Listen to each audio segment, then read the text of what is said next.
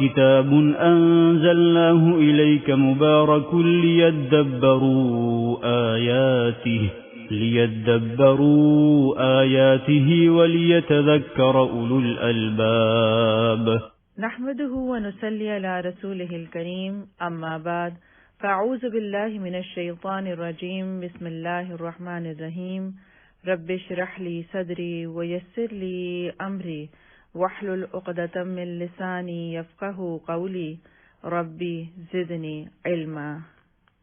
قال اللہ تعالی وَإِنَّكَ لَعَلَى خُلُقٍ عَظِيمٍ، اور بے شک آپ صلی اللہ علیہ وسلم اخلاق کے بڑے درجے پر فائز ہیں۔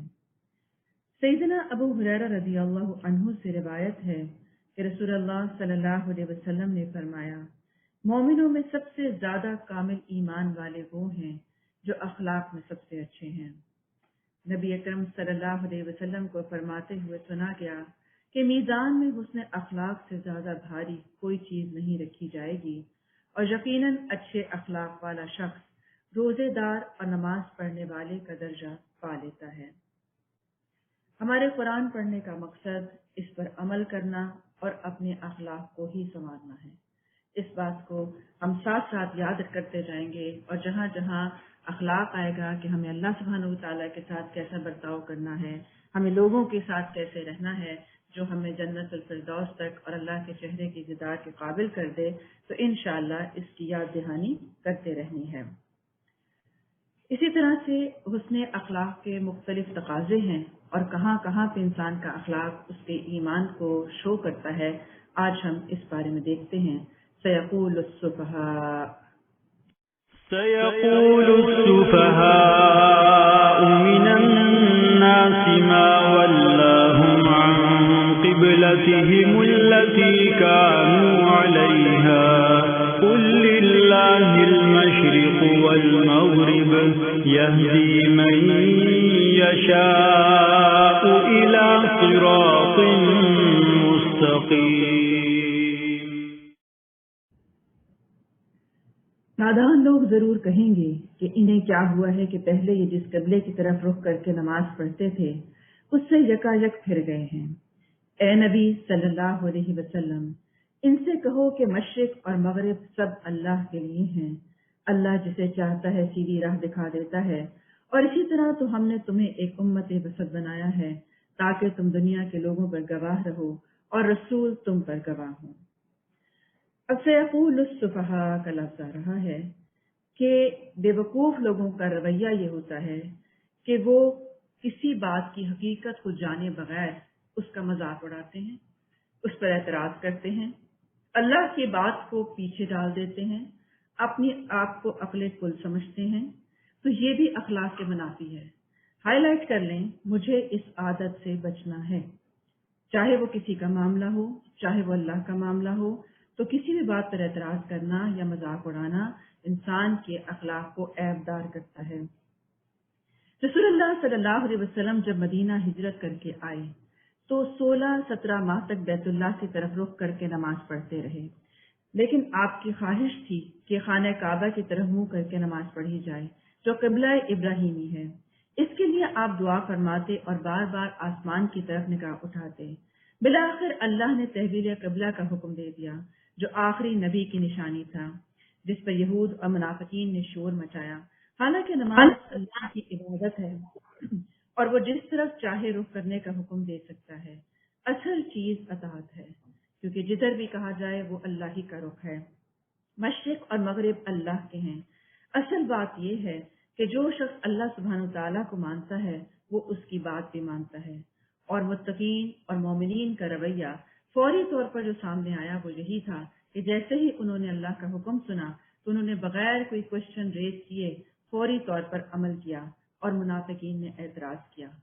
ہم اپنے آپ کو اس آئینے میں دیکھ سکتے ہیں کہ جب مجھے کوئی اللہ کا حکم پتہ چلتا ہے، جب مجھے کوئی حدیث پتہ چلتی ہے، جب مجھے کوئی اپنی زندگی کے معاملات میں سنت طریقہ پتہ چلتا ہے، تو کیا میں اس پر اعتراض کرنے والی ہوں؟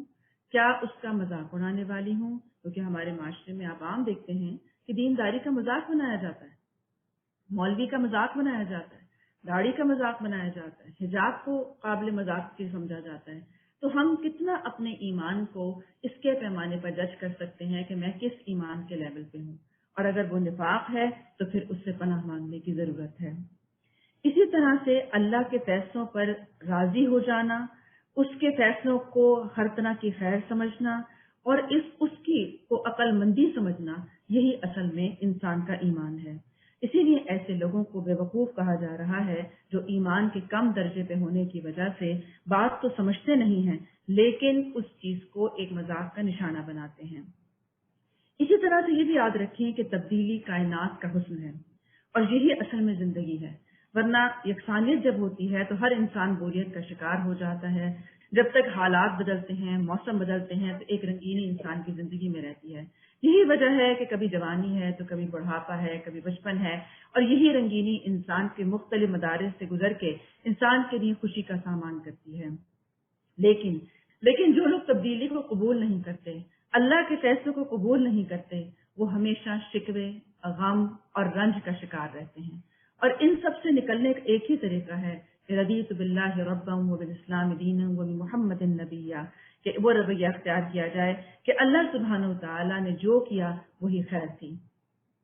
اسی طرح نبی مومنین نبی صلی اللہ علیہ وسلم کے اشارے کے منتظر تھے کہ جیسے ہی قبلے کا حکم آیا تو ان کے لیے کوئی مشکل نہیں تھا کہ وہ پہلے جس راستے پر تھے اب اگر کہا گیا کہ ادھر نہیں اس طرح ہو جاؤ تو وہ فوراً ہی بدل گئے تھے۔ حتیٰ کہ کچھ لوگوں کو جب یہ حکم ملا تو وہ رکوع کی حالت میں تھے، حتیٰ کہ انہوں نے رکوع سے اٹھنے کا تک کی بھی دیر نہ لگائی اور اطاعت فوری طور پر کی کہ سمعنا واطعنا، اور رکوع ہی میں اپنا رخ بدل لیا۔ یہ مسجد قبلتین کہلاتی ہے، یعنی ایک ہی نماز میں دو قبلے فالو کیے گئے تھے، اور یہ اسی لیے ہوا کہ اہل ایمان اور منافقین کو چھانٹ لیا جائے۔ اصل میں انسان کا ایمان آزمائشوں میں کھل کر سامنے آ جاتا ہے، وہ اپنے آپ کو پہچاننے کے قابل ہو جاتا ہے کہ وہ اصل میں کون ہے۔ بعض دفعہ آپ کو لگتا ہے میں بہت صابر ہوں، لیکن ذرا سی مشکل نہیں آتی کہ پھر آپ اپنے اقوال کو دیکھیں، اپنی سوچ کو دیکھیں، اپنے انداز کو دیکھیں تو آپ کو اندازہ ہو جاتا ہے کہ آپ صابرین میں سے ہیں یا شاکرین میں سے ہیں۔ اسی طرح فرمایا گیا کہ آپ کو ایک امت وسط بنایا گیا ہے، درمیانہ وسط بنایا گیا ہے۔ اسی کا ایک معنی بہترین امت کے معنی میں بھی آتا ہے۔ جب اللہ تعالیٰ قیامت کے دن پیغمبروں سے پوچھے گا کہ تم نے میرا پیغام لوگوں تک پہنچا دیا تھا تو وہ کہیں گے کہ جی ہاں۔ اللہ تعالیٰ فرمائے گا کہ تمہارا کوئی گواہ ہے؟ وہ کہیں گے ہاں، محمد صلی اللہ علیہ وسلم اور ان کی امت گواہ ہے، اور یہ امت گواہی دے گی کیونکہ تمام انبیاء نے اپنا فرض نبھایا تو آج یہ دین ہم تک محفوظ ہو کر پہنچا ہے۔ اسی طرح سے ہم جب یہ فریضہ ادا کریں گے کیونکہ اب انبیاء کا سلسلہ بند ہو چکا ہے اور امت کا فرض ہے کہ قیامت تک اس پیغام کو آگے سے آگے محفوظ کر کے پہنچایا جائے، مستند پیغام کو پیغام پہنچایا جائے۔ اسی طرح حجۃ الوداع کے موقع پر آپ صلی اللہ علیہ وسلم نے پوچھا کیا میں نے اللہ کا پیغام پہنچا دیا ہے؟ سب نے کہا جی ہاں۔ تو آپ نے اپنی شہادت کی انگلی کھڑی کی اور فرمایا اے اللہ گواہ رہنا کہ میں نے اپنا پیغام پہنچا دیا ہے۔ اسی طرح سے ہر ایک سے ہم سے بھی بطور امت کی گواہی لی جائے گی کہ ہم تک جو دین پہنچا تھا کیا ہم نے آگے پہنچایا۔ ہر شخص اس گواہی کے لیے تیار رہے کہ اس کا جواب کیا ہوگا، کیونکہ ہمارے ذمے یہ امانت ہے اور جو امانت ہے ہمیں نسلوں تک پہنچانی ہے۔ جیسے ہمارے والدین نے ایک فرض ادا کیا اور ہمیں اس دین کا وارث بنایا، اسی طرح سے ہم میں سے ہر شخص امت کا انبیاء علیہ السلام کے علم کا وارث ہے۔ پہلے جس طرف تم رخ کرتے تھے اس کو تو ہم نے یہ صرف دیکھنے کے لیے قبرہ مقرر کیا تھا کہ کون رسول اللہ صلی اللہ علیہ وسلم کی پیروی کرتا ہے اور کون الٹا پھر جاتا ہے۔ اصل چیز یہ نہیں ہے کہ ہم کیا کرتے ہیں، اصل بات یہ ہے کہ کس کے حکم پہ کرتے ہیں۔ لہٰذا جب اللہ کا حکم آ جاتا ہے تو انسان کھانا پینا کرتا ہے، اور جب اللہ ہی کا حکم آ جاتا ہے تو 1 مہینے کے لیے اس کھانے پینے سے ہاتھ اٹھا لیتا ہے۔ اب کوئی یہ سوال نہیں کر سکتا کہ 11 مہینے اگر وہی حلال کھانا جائز ہے تو 1 مہینے کیوں نہیں ہے۔ تو مومن کا رویہ کیا ہے کہ جب 1 مہینے روک دیا جائے تو وہ رک جاتا ہے۔ یہ معاملہ تھا تو بڑا سخت، مگر ان لوگوں کے لیے کچھ بھی سخت ثابت نہ ہوا جو اللہ کی ہدایت سے فیض یاب تھے۔ تو اصل یہ چیز ہے دل کی ہدایت کا ہونا، دل کا اپنے صحیح اللہ سبحانہ وتعالیٰ کے ساتھ اس رخ پر ہونا جہاں پر ہونا چاہیے کہ اللہ کی بات سب سے اوپر رکھی جائے، نہ اپنے دل کی بات، نہ معاشرے کی بات۔ اسی طرح اللہ تمہارے اس ایمان کو ہرگز ضائع نہیں کرے گا، یقین جانو کہ وہ لوگوں کے حق میں نہایت ہی شفیق اور رحیم ہے۔ کیونکہ جس وقت قبلہ چینج کیا گیا تو یہ سوال پیدا ہوا کہ اگر یہ آخری قبلہ یہ تھا تو جو لوگ بیت المقدس کی طرف منہ کر کے نماز پڑھتے تھے کیا ان کی نمازیں قبول ہوں گی؟ تو فرمایا گیا کہ ان کی نمازیں بھی قبول ہوں گی، کیونکہ اس وقت وہ اللہ کا حکم تھا، اور جس وقت میں اللہ سبحانہ تعالیٰ کی اطاعت کی تو وہی اجر و ثواب پائے گا۔ اب یہاں پر نماز کو ایمان سے تعبیر کیا جا رہا ہے، یہ واضح کیا جا رہا ہے کہ نماز کے بغیر ایمان کی کوئی حیثیت نہیں ہے۔ اگر کوئی شخص مسلمان ہونے کا دعویٰ کرتا ہے لیکن وہ اپنے فرائض ادا نہیں کرتا، ایمان تبھی معتبر ہے جب نماز اور دیگر احکام الہی کی پیروی بھی کی جائے۔ اور اسی لیے آپ دیکھیں کہ اطاعت کرنے کے لیے دل کو، عقل کو، ہر چیز کو اللہ کے حکم کے تابع کرنا پڑتا ہے، تب جا کے آپ اطاعت کرنے کے قابل ہوتے ہیں۔ یہ تمہارے منہ کا بار بار آسمان کی طرف اٹھنا ہم دیکھ رہے ہیں، لوگ اسی قبلے کی طرف تمہیں پھیرے دیتے ہیں جسے تم پسند کرتے ہو۔ مسجد حرام کی طرف رخ پھیر دو، اب جہاں کہیں تم ہوگی اس کی طرف منہ کر کے نماز پڑھو۔ یہی وجہ ہے کہ ہم جہاں کہیں ہوتے ہیں ہمارے لیے نماز آسان ہے کہ اپنے فرائض کو ادا کیا جا سکتا ہے۔ اصل بات یہ ہے حالات مشکل ہوں یا اچھے ہوں، کیسے بھی ہوں، معاشرہ کس مرضی ڈگر پہ چل رہا ہو، اصل بات یہ ہے کہ اگر ہم اطاعت کرنے والے ہیں تو ہم ہر طرح کے حالات میں، ہر طرح کی تبدیلی میں اللہ ہی کے بندے بن کر رہنے والے ہوں گے۔ لہٰذا یہ بہانہ نہ کیا جائے کہ ہمیں بچپن سے ماحول نہیں ملا دین کا، یہ نہ سوچا جائے کہ ہماری تربیت اس نحس پر نہیں کی گئی لہٰذا ہم اس سے متقی نہیں بن سکے۔ سوچنے کی بات یہ ہے کہ ابراہیم علیہ السلام کو کون سے ماں باپ ملے تھے جو متقی تھے، کون سا ایسا ماحول ملا تھا کہ اس کی پرورش تقویٰ کے ساتھ ہوئی۔ وجہ یہی ہے کہ اصل بات ہے کہ ہمارا اندر کیا ہے، ہمارا نفس کس چیز پر راضی ہوتا ہے۔ یہ لوگ جنہیں کتاب دی گئی تھی خوب جانتے ہیں کہ تحویل قبلہ کا یہ حکم ان کے رب ہی کی طرف سے ہے اور برحق ہے، مگر اس کے باوجود جو کچھ کر رہے ہیں اللہ اس سے غافل نہیں ہے۔ ہمیں پتہ ہوتا ہے کہ حکم اللہ کی طرف سے ہے، ہمیں پتہ ہوتا ہے صحیح دین کیا ہے، ہمیں پتہ ہوتا ہے کہ حجاب کیا ہے، ہمیں پتہ ہوتا ہے کہ اللہ سبحانہ وتعالیٰ کی طرف سے جو حدیث یا سنت نازل کی گئی ہے وہ اللہ ہی کا حکم ہے، لیکن بات کیا ہوتی ہے کہ ہم اس میں حجت کیوں کرتے ہیں، سوال کیوں اٹھاتے ہیں؟ ایمان کی کمی ہے۔ تم ان اہل کتاب کے پاس کوئی بھی نشانی لے آؤ، ممکن نہیں کہ یہ تمہارے قبلے کی پیروی کرنے لگیں، اور نہ تمہارے لیے ممکن ہے کہ ان کے قبلے کی پیروی کرو، اور ان میں سے کوئی گروہ بھی دوسرے کے قبلے کی پیروی کے لیے تیار نہیں ہے۔ اگر تم نے اس علم کے بعد جو تمہارے پاس آ چکا ہے ان کی خواہشات کی پیروی کی تو یقیناً تمہارا شمار ظالموں میں سے ہو جائے گا۔ بہت اہم بات ہے، علم آنے کے بعد، مسلمان ہونے کے بعد، دین کو جاننے کے بعد اگر کوئی شخص خواہشات کی پیروی کرتا ہے، چاہے وہ اپنی خواہشات ہوں یا معاشرے کی ہوں یا گھر بار کی ہوں یا شوہر کی ہو، کسی کی بھی ہو، تو وہ تمہارا شمار ظالموں میں سے ہوگا، کیونکہ انسان اپنے اوپر ظلم کرتا ہے جب وہ اللہ کے اطاعت سے نکلتا ہے۔ جن لوگوں کو ہم نے کتاب دی ہے وہ اس مقام کو جسے قبلہ بنایا گیا ہے ایسے پہچانتے ہیں جیسے اپنی اولاد کو پہچانتے ہیں، مگر ان میں سے ایک گروہ جانتے بوجھتے حق کو چھپا رہا ہے۔ یہ قطعی ایک امر حق ہے تمہارے رب کی طرف سے، لہٰذا اس کے متعلق تم ہرگز کسی شک میں نہ پڑنا، کیونکہ جو باتیں اللہ سبحانہ وتعالیٰ نے فرما دی ہیں اس کے بعد لوگوں کے کامنٹس پڑھ کے یا لوگوں کی ملامت سن کے اس شک میں آ جانا پتہ نہیں میں ٹھیک ہوں کہ یہ صحیح ہے، کیونکہ بعض لوگ کیا کرتے ہیں کہ وہ لوگوں کی طرف رخ کرتے ہیں، ان کا قبلہ لوگ ہوتے ہیں، معاشرہ ہوتے ہیں، جب وہاں سے داد ملتی ہے تو انہیں لگتا ہے بالکل ٹھیک ہے، اگر وہاں سے کوئی ملامت آ جائے تو وہ شک میں آ جاتے ہیں کہ پتہ نہیں یہ دین ٹھیک ہے یا لوگ ٹھیک ہیں، اور اگر ساری دنیا کر رہی ہے تو شاید وہ ٹھیک ہی کر رہی ہوگی۔ تو میجورٹی اتھارٹی نہیں ہوتی ہے، اصل بات یہی ہے کہ جو شخص جس کو دین پتہ ہو، حق پتہ ہو، اسے چاہیے کہ وہ عمل کرے اور اس کا اظہار کرے، کیونکہ دین کا پتہ ہونے کے باوجود لوگوں کو خوش کرنے کے لیے اسے چھپانا بھی جو ہے یہ بھی ظلم ہے۔ رسول اللہ صلی اللہ علیہ وسلم نے فرمایا، جس شخص سے علم کی کوئی بات پوچھی جائے اور وہ اسے چھپا دے تو قیامت کے دن اس کے منہ میں آگ کی لگام میں سے ایک لگام لگائی جائے گی، کیونکہ بعض دفعہ ہم جانتے ہیں کوئی حدیث اس پر، لیکن ہم سامنے ایک شخص کو غلط کرتا دیکھ رہے ہوتے ہیں، لیکن صرف اس کی رضا چاہنے کے لیے یا اپنی ایک اس کے ساتھ بنا کر رکھنے کے لیے اس چیز کو ہم اوائڈ کر جاتے ہیں کہ اسے صحیح بات نہیں بتاتے ہیں۔ اصل بات یہ ہے کہ ہمیں ابلاغ دین کا سلیقہ آنا چاہیے۔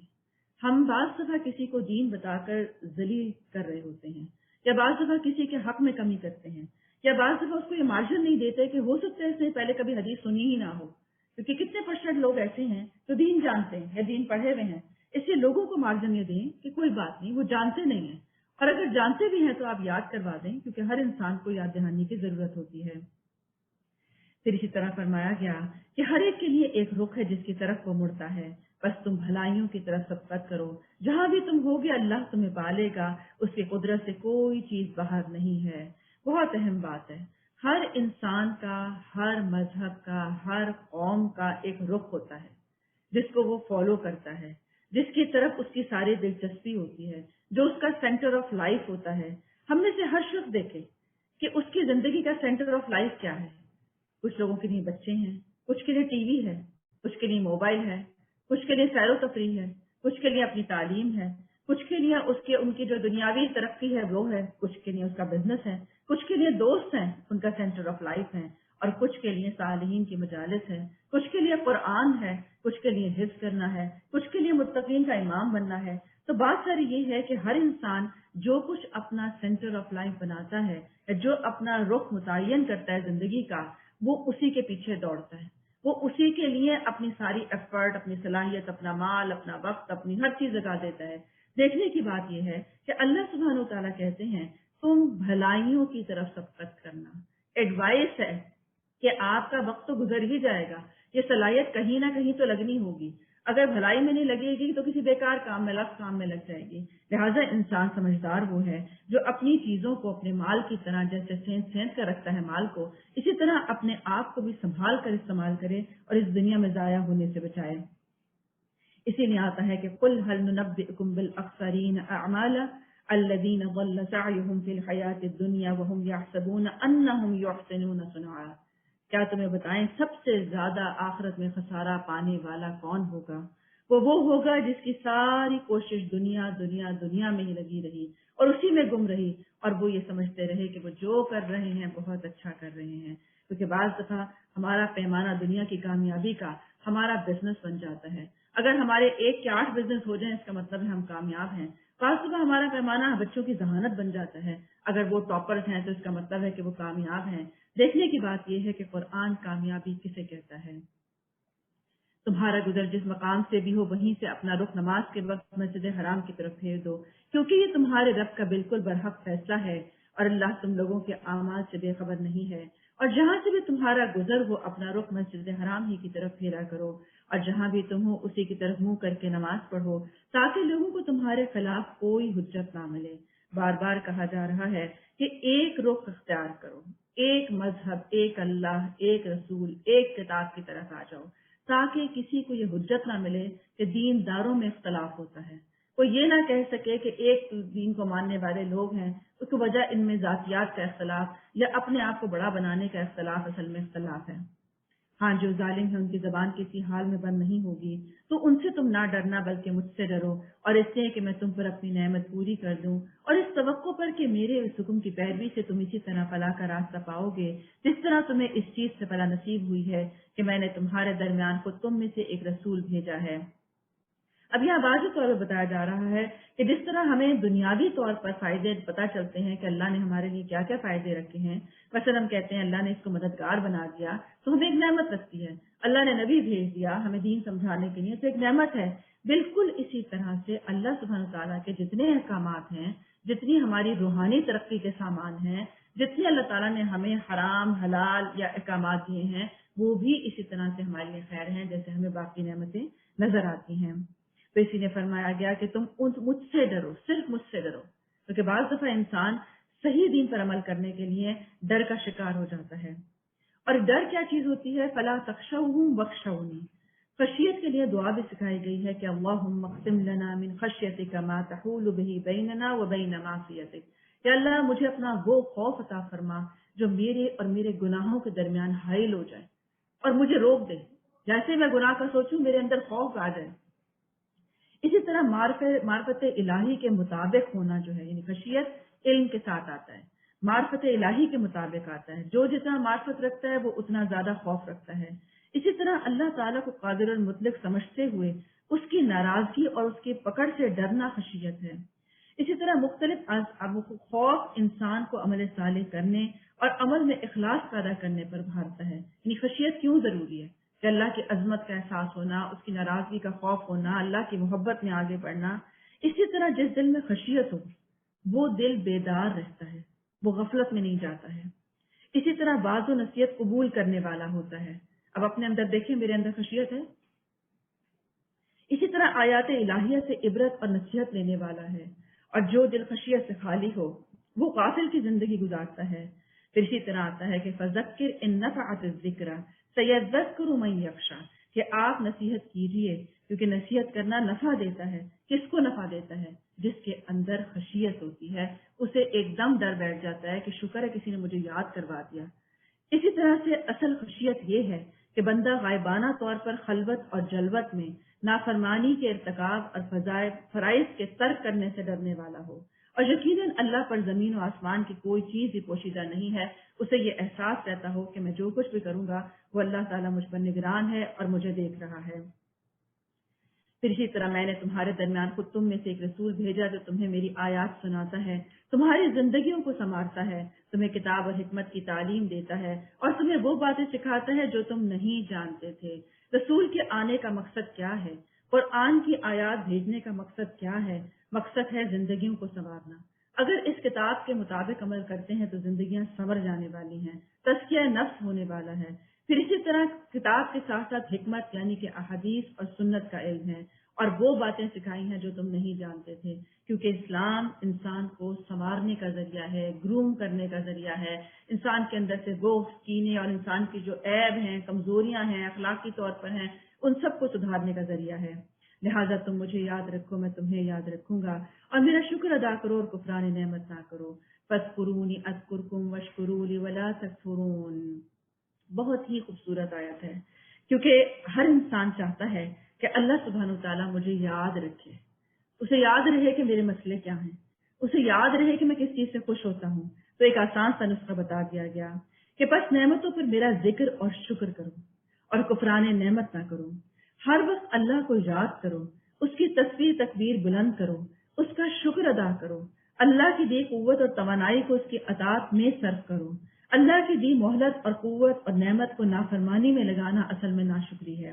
اسی طرح شکر نعمتوں کو دوام دیتا ہے اور ناشکری زوال کا باعث بنتی ہے۔ اسی نے فرمایا گیا کہ بہت سے الفاظ انسان سے نعمتیں چھین لیتے ہیں۔ اسی طرح سے اللہ کی یاد کا سب سے بڑا فائدہ کیا ہے؟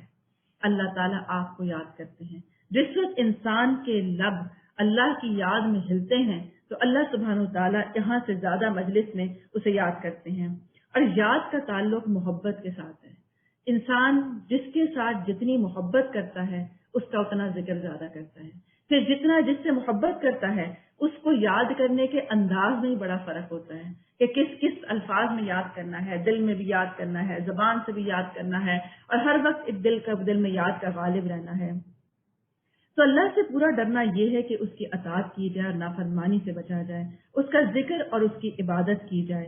ذکر میں دوام محبت میں دوام کا سبب بنتا ہے، کیونکہ اگر آپ کسی سے بار بار یہ بات کہتے رہیں مجھے آپ سے محبت ہے، بار بار آپ اسے یاد کرتے رہیں، روز آپ اسے میسج کرتے ہوں، یہ ہو نہیں سکتا کہ وہ چاہے ایک چیٹنگ کے ذریعے سے دو الفاظ کا تبادلہ کیوں نہ ہو، ایک چھوٹے سے پھول کا تبادلہ کیوں نہ ہو، یہ ہو نہیں سکتا کہ دوسرے کے دل میں آپ کی محبت جگہ نہ بنا لے۔ اس لیے جو شخص روز اللہ کو یاد کرتا ہو، ہر وقت اللہ کی یاد میں رہتا ہو، چاہے غم ہے، چاہے خوشی ہے، چاہے کوئی بھی معاملہ ہے۔ اس لیے آپ دیکھیں کہ ہم اسلام میں جگہ جگہ پر اللہ کو یاد کرنے کے مواقع بتائے گئے ہیں۔ سوتے وقت پڑھنے کی دعائیں ہیں، واش روم جانے کی دعائیں ہیں، سو کر اٹھنے کی دعائیں ہیں، اسی طرح غصے کے وقت میں اعوذ باللہ من الشیطان الرجیم ہے۔ کون سا ایسا موقع ہے جب اللہ سبحانہ وتعالیٰ ہمارے ساتھ نہیں ہوتے ہیں؟ رسول اللہ صلی اللہ علیہ وسلم نے فرمایا ہے، اللہ تعالیٰ فرماتا ہے کہ میں اپنے بندے کے گمان کے مطابق ہوتا ہوں، جب وہ میرا ذکر کرتا ہے میں اس کے ساتھ ہوتا ہوں، بس اگر وہ مجھے اپنے دل میں یاد کرے تو میں بھی اسے اپنے دل میں یاد کرتا ہوں، اگر وہ مجھے مجلس میں یاد کرے تو میں اس سے بہتر مجلس میں یاد کرتا ہوں، اگر وہ بالش پر میرے قریب ہوتا ہے تو میں گز پر اس سے قریب ہوتا ہوں، وہ گز پر میرے قریب ہوتا ہے تو میں دونوں ہاتھوں کے پھیلاؤ کے برابر اس سے قریب ہوتا ہوں، اگر وہ چل کر میری طرف آتا ہے تو میں دوڑ کر اس کی طرف جاتا ہوں۔ اسی لیے آپ دیکھیں کہ نبی صلی اللہ علیہ وسلم چاہے کوئی غم تھا، چاہے کوئی مشکل تھی، چاہے کوئی خوشی تھی، اللہ سبحانہ تعالیٰ سے رجوع کیا کرتے تھے۔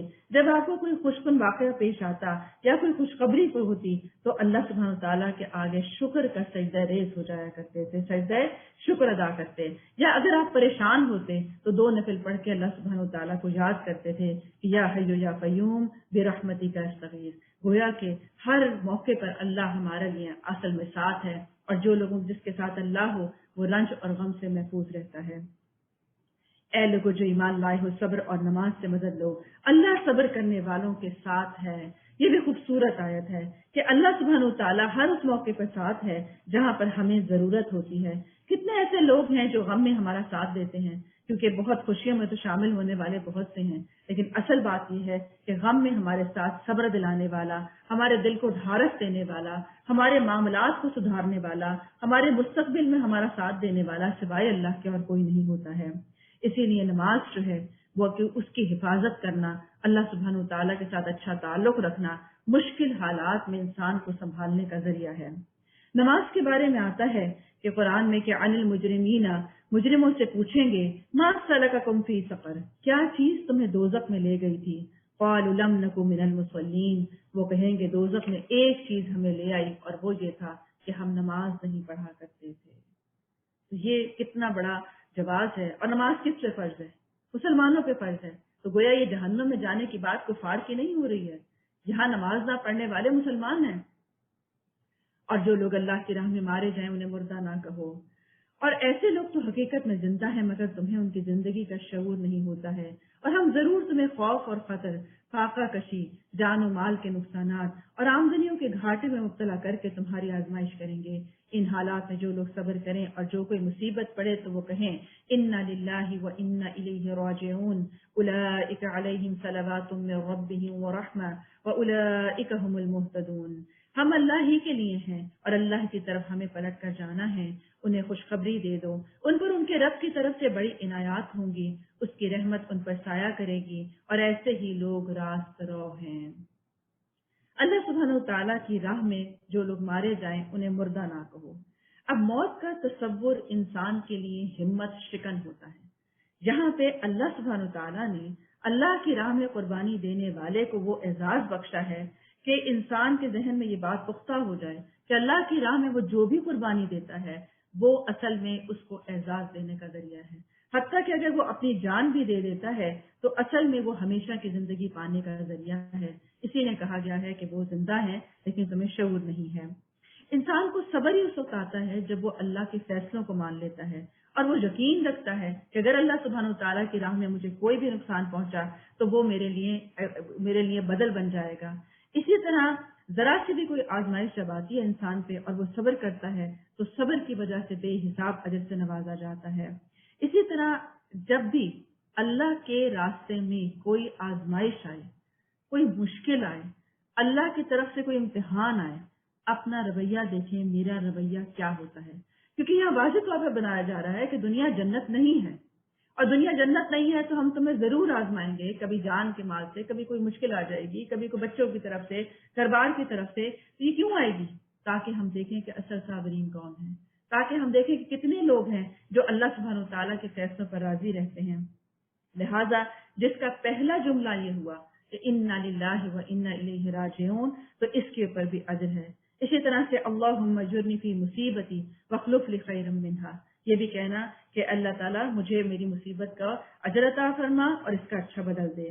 حضرت ام سلمہ فرماتی ہیں کہ میرے شوہر ابو سلمہ رسول اللہ صلی اللہ علیہ وسلم کی خدمت سے ہو کر آئے اور خوشی خوشی فرمانے لگے کہ آج میں نے ایسی حدیث سنی ہے کہ میں بہت ہی خوش ہوں، اور حدیث یہ ہے کہ جس کسی مسلمان کو کوئی تکلیف پہنچے اور وہ کہے کہ اللہم اجرنی فی مصیبتی واخلف لی خیرا منہا، کہ اللہ مجھے اس مصیبت پر اجر دے اور اس کا بہتر بدل دے، تو اللہ تعالیٰ اسے اجر بھی دیتا ہے اور بدل بھی دیتا ہے۔ حضرت ام سلمہ فرماتی ہیں میں نے اس دعا کو یاد کر لیا۔ اس کے بعد ابو سلمہ کا انتقال ہو گیا جس کا انہیں بڑا ہی غم تھا۔ نبی صلی اللہ علیہ وسلم نے کہا کہ آپ پڑھیں یہ دعا، تو انہوں نے کہا کہ ابو سلمہ کا بدل کیا ہوگا، ان سے اچھا شوہر کون سا ہو سکتا ہے۔ نبی صلی اللہ علیہ وسلم نے فرمایا کہ تم یہ پڑھتی رہو حتیٰ کہ ان کا نکاح نبی صلی اللہ علیہ وسلم سے ہو گیا۔ تو کیا خوبصورت بدلہ. تو انسان بعض دفعہ جب نقصان اٹھاتا ہے تو وہ بھول جاتا ہے کہ یہ نقصان اگر اللہ کی طرف سے ہے اور اس پر صبر وہ کرتا ہے تو اللہ کے اختیار میں ہے, چاہے تو وہ اس سے بہتر بدل عطا کر دے. لہٰذا اللہ کے لیے صبر کرتے ہوئے اس سے اچھی اچھی دعائیں کرنی چاہیے اور اس موقع پر اپنی زبان کو سنبھال کے رکھنا چاہیے, کیونکہ یہ اجر کمانے کا موقع ہے. اس وقت میں کوئی ایسی بات بولنا جو اللہ کو ناراض کر دے یا اللہ کے فیصلوں کے خلاف ہو جائے. مثلا بعض دفعہ کچھ لوگ کہتے ہیں کہ وہ نہ جاتا میں چلا جاتا اس کی جگہ پہ, یا اسی کے ساتھ ایسا کیوں ہوا, یا جوان کے ساتھ ایسا کیوں ہوا. تو بات ساری یہ ہے کہ یہ اجر کے موقع ہیں. اس وقت میں جو ہونا تھا ہو گیا, لیکن جو انسان کو صبر کی تلقین کی گئی ہے وہ کی جائے. صبر کی دو ہی قسمیں ہیں, ایک ہے برے کام کے ترک کرنے پر صبر کرنا پڑتا ہے, اور ویسے اس سے بچنے میں بھی صبر کرنا پڑتا ہے, کیونکہ بعض دفعہ انسان کی طبیعت لذت کی طرف مائل ہو رہی ہوتی ہے, لیکن جب وہ اس لذت کو توڑ کے اللہ سبحانہ و تعالیٰ کی خاطر صبر کرتا ہے تو اس پر بھی اجر پاتا ہے.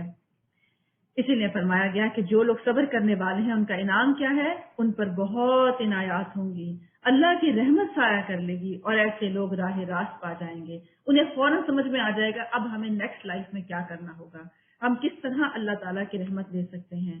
کہاں یہ کہ ہم سمجھتے ہیں کہ جس کا نقصان ہوا ہے وہ نعوذ باللہ بڑا کوئی بد نصیب تھا, یا پتہ نہیں اس کے ساتھ کیا ہو گیا ہے, کیونکہ معاشرہ یا دنیا تو آپ کو کس طرح سکھاتے ہیں وہ چیزیں. جہاں اللہ تعالیٰ کہہ رہے ہیں وہ جس کا نقصان ہوا ہے اس کو تو بڑی عنایات ہو گئی ہیں, اس کے اوپر تو بڑی رحمت ہو گئی اللہ تعالیٰ کی, کیونکہ اللہ سبحانہ وتعالیٰ جب اس کی مدد پہ آتے ہیں تو کون اس سے بڑا خوش قسمت ہو سکتا ہے کہ انسان کو تھامنے والا اللہ کی خود ذات ہو. یقیناً صفا اور مروہ اللہ کی نشانیوں میں سے ہیں, لہٰذا جو شخص بیت اللہ کا حج یا عمرہ کرے اس کے لیے کوئی گناہ کی بات نہیں ہے کہ وہ ان دونوں پہاڑیوں کے درمیان صحیح کر لے, اور جو برضا اور رغبت کوئی بھلائی کا کام کرے گا تو اللہ کو اس کا علم ہے اور وہ اس کی قدر کرنے والا ہے. اب یہاں پہ حضرت ہاجرہ کی سنت جو ہے کہ جب وہ اپنے بچے کے لیے دوڑی تھی صفا اور مروہ کے درمیان میں, تو آج وہاں پہ ہر شخص عمرہ کرنے کے لیے جاتا ہے, جب حج کرنے جاتا ہے تو دوڑتا ہے. وجہ کیا ہے کہ اللہ کی محبت میں کوئی بھی کام کیا جائے, کوئی بھی قربانی دی جائے, کسی بھی نقصان کو برداشت کیا جائے تو اللہ سبحانہ وتعالیٰ اس کی قدردانی کرنے والا ہے. فوراً ہی مثال دے دی حضرت ابراہیم کا پورا خاندان ایک قربانی کی مثال, اور قربانی دینا بھی کیا خوبصورتی کے ساتھ تھا کہ کوئی شکوہ نہیں ہے, کوئی گلہ نہیں ہے, کوئی اپنے آپ کو مظلومیت کا شکار ہونا نہیں ہے.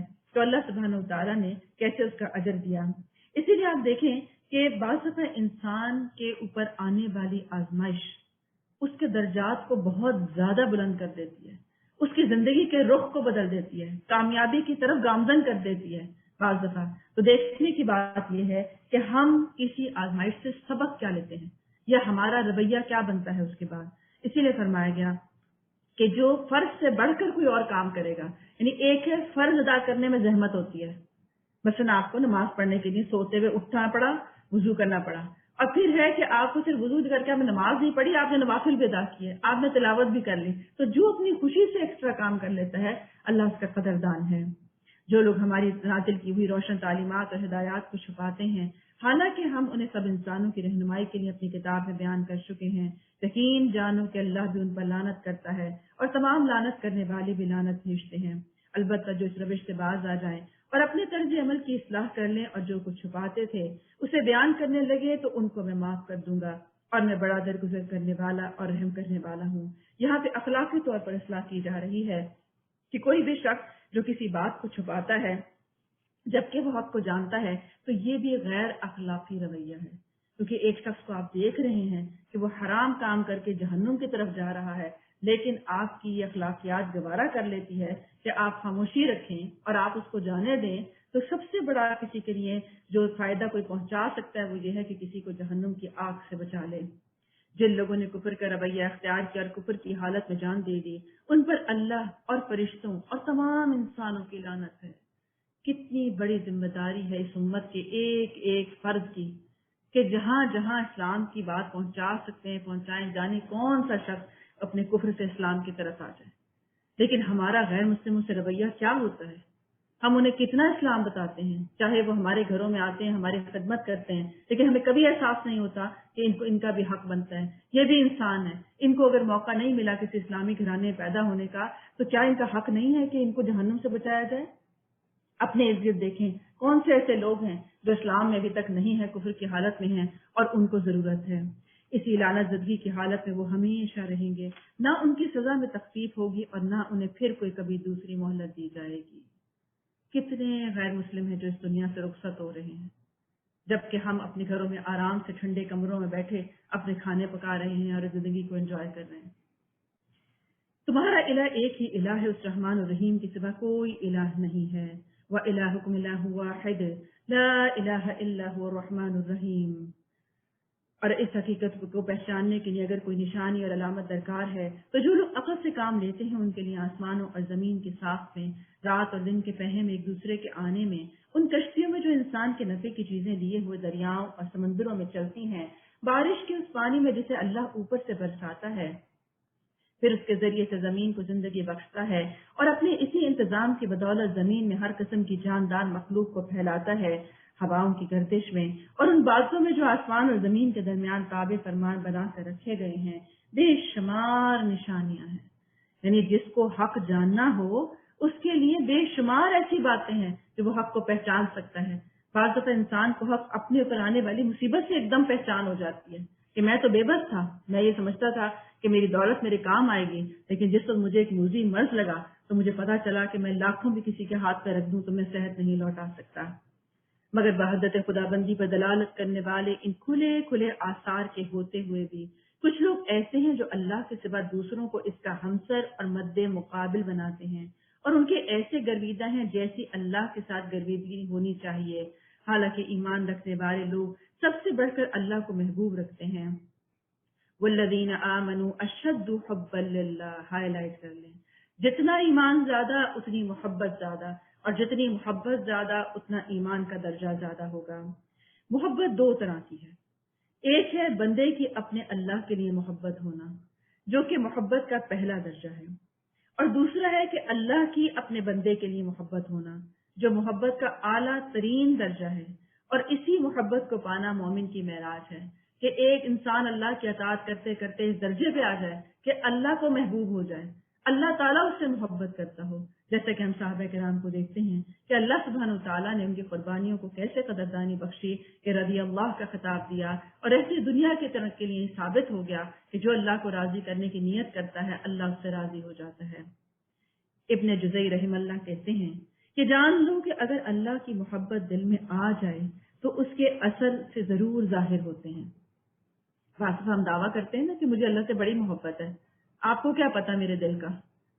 تو کیا کہتے ہیں، جب محبت دل میں آتی ہے کسی کی بھی تو اس کے آثار ظاہر ہوتے ہیں، اس کی اطاعت میں سنجیدگی اور سرگرم عمل ہوتا ہے وہ شخص، اسی طرح اس کی خوشنودی سے لطف اندوز ہوتا ہے، اس کے فیصلوں پر مطمئن رہنا شروع کر دیتا ہے، اور اس سے مناجات میں لذت آنے لگتی ہے، اس سے ملاقات کا شوق بڑھنے لگتا ہے، اس کی یاد میں رہنے لگتا ہے، اور دنیا کا دل سے رخصت ہو جانا ہوتا ہے۔ اللہ والوں سے اس کی محبت بڑھ جاتی ہے اور اللہ کو ہر ایک پر وہ ترجیح دینے لگتا ہے، یعنی اللہ کی بات بس حرف آخر ہو جاتی ہے کہ جب اللہ نے یہ بات فرما دی تو پھر کسی کی پرواہ نہیں ہوتی، پھر وہ ملامت کرنے والے کی ملامت سے نہیں ڈرتے، پھر ان کی مرضی وہی ہوتی ہے جو اللہ کی مرضی ہوتی ہے، ان کی چاہت وہی ہوتی ہے جو اللہ کی چاہت بن جاتی ہے۔ اسی نے فرمایا والذین آمنوا اشد حبا للہ، اللہ نے اپنی محبت عطا فرمائے۔ کاش جو کچھ عذاب کو سامنے دیکھ کر انہیں سوجنے والا ہے وہ آج ہی ان ظالموں کو سوج جائے کہ ساری طاقتیں اور سارے اختیارات اللہ کے قبضے میں ہیں، اور یہ کہ اللہ سزا دینے میں بھی بہت سخت ہے۔ جب وہ سزا دے گا اس وقت کیفیت یہ ہوگی کہ وہی پیشوا اور رہنما جن کی دنیا میں پیروی کی گئی تھی اپنے پیروکاروں سے بے تعلق ظاہر کریں گے، مگر سزا پا کر رہیں گے، اور ان کے سارے اسباب اور وسائل کا سلسلہ کٹ جائے گا، اور وہ لوگ جو دنیا میں ان کی پیروی کرتے تھے کہیں گے کاش ہم کو پھر ایک موقع دیا جاتا، تو جس طرح آج ہی ہم سے بیزاری ظاہر کر رہے ہیں ہم ان سے بیزار ہو کر دکھا دیتے، یوں اللہ ان لوگوں کے وہ اعمال جو یہ دنیا میں کر رہے ہیں ان کے سامنے اس طرح لائے گا کہ یہ حسرتوں اور پشیمانیوں کے ساتھ ہاتھ ملتے رہ جائیں گے، مگر آگ سے نکلنے کی کوئی راہ نہیں پائیں گے۔ اللہ سبحانہ وتعالیٰ کا بڑا کرم ہے کہ اس نے ہمیں یہ بات واضح کر دی ہے کہ کسی کی بھی دنیا میں پیروی کرنا سوچ سمجھ کے ہونا چاہیے، جس کی بھی پیروی ہو، چاہے کسی لیڈر کی ہو، کسی سیاستدان کی ہو، کسی اپنے جماعت کی ہو، کسی استاد کی ہو، کسی کی بھی ہو، انسان سب سے پہلے یہ دیکھے کیا وہ اللہ کے حکم کے مطابق پیروی ہے۔ اگر تو ہے تو کی جائے، ورنہ یہ یاد رکھا جائے کہ اصل اطاعت اللہ کی ہے، اور اللہ کی اطاعت میں کسی مخلوق کی اطاعت جائز نہیں ہے۔ حتیٰ کہ بعض لوگ شوہر کو ایک جواز بنا لیتے ہیں، جب اپنی مرضی نہیں ہوتی کوئی کام کرنے کی تو کہتی ہے میرے شوہر نہیں مانتے، تو شوہر کو چاہے آپ جواز بنا لیں یا کسی اپنے لیڈر کو جواز بنا لیں، بہرحال قیامت کے دن یہ سب اللہ سے اس وقت جو ہے وہ بیزاری کا اظہار کر دیں گے اس بات سے کہ ہمیں نہیں پتا جو لوگ یہ کرتے تھے یہ اپنے حساب سے خود کرتے تھے، اور اس دن حسرت اور پشیمانی کا باعث ہوگا۔ اسی لیے اپنی ذمہ داری خود قبول کرنی چاہیے، اور جب حق بات سامنے آ جائے تو اس میں خود رکنا بھی نہیں چاہیے اور کسی کو روکنا بھی نہیں چاہیے، کیونکہ بعض دفعہ ہم ماں باپ ہونے کے ناطے یا شوہر ہونے کے ناطے یا بھائی ہونے کے ناطے کسی کو دین پر عمل کرنے سے روکنے لگتے ہیں۔ اسی طرح بعض دفعہ خاندان میں کوئی مرنے جینے کی رسموں کو دین اسلام کے مطابق کرنا چاہتا ہے تو باقی خاندان اس کے مخالف ہو جاتا ہے یا اسے روکنے کی کوشش کرتے ہیں، تو یہ بھی نہایت خطرناک کام ہے کسی کو دین سے روکنا۔ لوگوں زمین میں جو حلال اور پاک چیزیں ہی انہیں کھاؤ اور شیطان کے بتائے ہوئے راستوں پر نہ چلو، وہ تمہارا کھلا دشمن ہے، تمہیں بدی اور فحش کا حکم دیتا ہے اور یہ سکھاتا ہے کہ تم اللہ کے نام پر وہ باتیں کہو جن کے متعلق تمہیں علم نہیں ہے کہ وہ اللہ نے فرمائی ہیں۔ اب یہ بہت اہم بات ہے کہ ہر معاملے میں حلال اور پاک چیزیں کھاؤ اور کسی بھی کی پیروی نہ کرو، خاص طور پہ شیطان کی، اپنے نفس کی، معاشرے کی، کسی کی بھی نہ کرو۔ کیونکہ شیطان کا کام کیا ہے کہ وہ انسان سے فحاشی کے، برائی کے، گناہ کے کاموں کو آسان بنا دیتا ہے، اس میں لذت ڈال دیتا ہے، اس میں انسان کو یہ دکھاتا ہے کہ اگر آپ یہ بدعات کر لیں گے تو اس میں بڑا ثواب ہے، اور جب اصل کرنے کی باری آتی ہے سنت، نوافل یا فرائض کی، تو اس میں انسان کو تھکا دیتا ہے یا یہ سمجھاتا ہے کہ یہ ناکافی نہیں ہے اگر آپ صرف اتنا کریں گے تو۔ اب اس آیت کی تلاوت پر سعد بن ابی وقاص نے کہا کہ رسول اللہ صلی اللہ علیہ وسلم میرے لیے دعا کیجیے کہ اللہ تعالیٰ میری دعاؤں کو قبول فرما لے۔ آپ نے فرمایا اے سعد، پاک چیزیں اور حلال لقمہ کھاتے رہو، اللہ تعالیٰ تمہاری دعائیں قبول کرتا رہے گا۔ کیونکہ بعض دفعہ ہم جیسے لوگ ہی یہ بات کہتے ہیں کہ ہماری دعائیں قبول نہیں ہوتی، تو دیکھیں کہ ہماری دعا قبول کیوں نہیں ہوتی۔ کیا ہمارا اللہ سے وہ تعلق ہے کہ جہاں ہم بات کہیں تو ہماری بات سنی جاتی ہو؟ کیا ہمارا کھانا، ہمارا پینا، ہمارا لباس، ہماری معاملات حلال پر مبنی ہیں؟ کیا ہماری نگاہ حرام کی طرف تو نہیں جاتی؟ کیا ہمارے قدم حرام کی طرف تو نہیں جاتے؟ کیا ہمارے اندر جانے والے لقمے حرام سے تو حاصل نہیں ہوتے؟ تو یہ ہیں وہ چیزیں جو اللہ سبحانہ تعالیٰ نے واضح کر دی ہیں۔ ان سے جب کہا جاتا ہے کہ اللہ نے جو احکامات نازل کیے ہیں ان کی پیروی کرو، تو جواب دیتے ہیں کہ ہم تو اسی طریقے کی پیروی کریں گے جس پر ہم نے اپنے باپ دادا کو پایا ہے۔ کتنی واضح بات کہی جا رہی ہے کہ جب بدعات کروانے کی باری آتی ہے تو شیطان کہتا ہے نہیں کریں، بہت ثواب ہے اس کے اندر، تھکائیں اپنے آپ کو، مال لگائیں، اپنی جان لگائیں، لمبے چوڑے وظیفے کریں، لمبے چوڑے کھاتے کھولیں، لیکن جب بات آتی ہے کہ ایک اللہ کی اطاعت کرو تو پھر کیا کہتے ہیں؟ نہیں ہم تو وہی کریں گے جو ہم نے باپ دادا کو کرتے دیکھا تھا۔ یعنی بدعات کو آسان سمجھ لیتے ہیں۔ اب پھر یہ کہتے ہیں اس میں حرج کیا ہے؟ تو سب سے بڑا حرج یہ ہے بدعت کے اندر، اور بدعت ہوتی کیا چیز ہے؟ دین میں ثواب کی خاطر خود سے کوئی ایسی چیز ایجاد کرنا جو نبی صلی اللہ علیہ وسلم سے ثابت نہ ہو، جسے صحابہ کرام نے عمل میں نہ لائے ہوں، اس کو ثواب سمجھ کے کرنا۔ اس میں بعض لوگ اعتراض کرتے ہیں کہ اچھا پھر تو یہ صوفے استعمال کرنا بھی بدعت ہے، کیونکہ نبی صلی اللہ علیہ وسلم نے تو ان کو بھی نہیں کیا تھا۔ تو یہ یاد رکھیں کہ بدعت کا تعلق عبادت سے ہے، نہ کہ عام زندگی کے معمولات سے نہیں ہے، کیونکہ اس کا تعلق ثواب سے ہے۔ اسی طرح اچھا اگر ان کے باپ دادا نے عقل سے کچھ بھی کام نہ لیا ہو اور راہ راست نہ پائی ہو تو کیا پھر بھی یہ انہی کی پیروی کے چلے جائیں گے؟ کیونکہ بعض دفعہ دین آپ تک جس طرح پہنچتا ہے دوسروں تک نہیں پہنچا ہوتا۔ اب یہ اللہ کا کام ہے، جس سے چاہے جیسا چاہے قبول کر لے، لیکن جو شخص دین آنے کے بعد اپنے باپ دادا کی پیروی کرے گا وہ قابل مواخذہ ہے۔ یہ لوگ جنہوں نے اللہ کے بتائے ہوئے طریقے پر چلنے سے انکار کر دیا ہے ان کی حالت بالکل ایسی ہے جیسے چرواہا جانوروں کو پکارتا ہے، وہ ہانک پکار کی صدا کے سوا کچھ نہیں سنتے۔ یہ بہرے ہیں، گونگے ہیں، اندھے ہیں، اس لیے ان کو کوئی بات سمجھ میں نہیں آتی ہے، کیونکہ دین کی بات سے دل بند ہے، بیزار ہو جاتے ہیں، سننا نہیں چاہتے۔ آپ نے کبھی دیکھا ہے کسی کو نصیحت کرو کہتے ہیں اچھا بس ہمیں نہ بتایا کریں، ہمیں بتا کے گناہگار نہ کیا کریں، ہر وقت ایسی باتیں نہ کیا کریں۔ کیوں؟ دل بند، کان بند، آنکھیں بند، سب کچھ بند ہے، تو راہ کہاں سے پائیں گے؟ اے لوگوں جو ایمان لائے ہو، اگر تم حقیقت میں اللہ ہی کی بندگی کرنے والے ہو تو جو پاک چیزیں ہم نے تمہیں بخشی ہیں انہیں بے تکلف کھاؤ اور اللہ کا شکر ادا کرو۔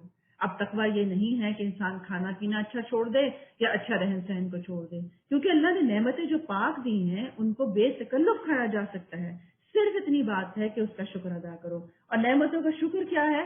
اللہ کی دی ہوئی ہر نعمت کو اسی کے بتائے ہوئے طریقے پر اس کے راستے میں خرچ کرنا اس کا شکرانہ ہے. یعنی ایک زبانی بھی ہوتا ہے اور عملاً بھی ہوتا ہے. اب اللہ کی طرف سے اگر کوئی پابندی تم پر ہے تو وہ یہ ہے کہ مردار نہ کھاؤ. اب اس میں کھاتے ہوئے کچھ چیزوں کو دیکھ لیا جائے. خون سے اور سور کے گوشت سے پرہیز کرو اور کوئی ایسی چیز نہ کھاؤ جس پر اللہ کے سوا کسی اور کا نام لیا گیا ہو.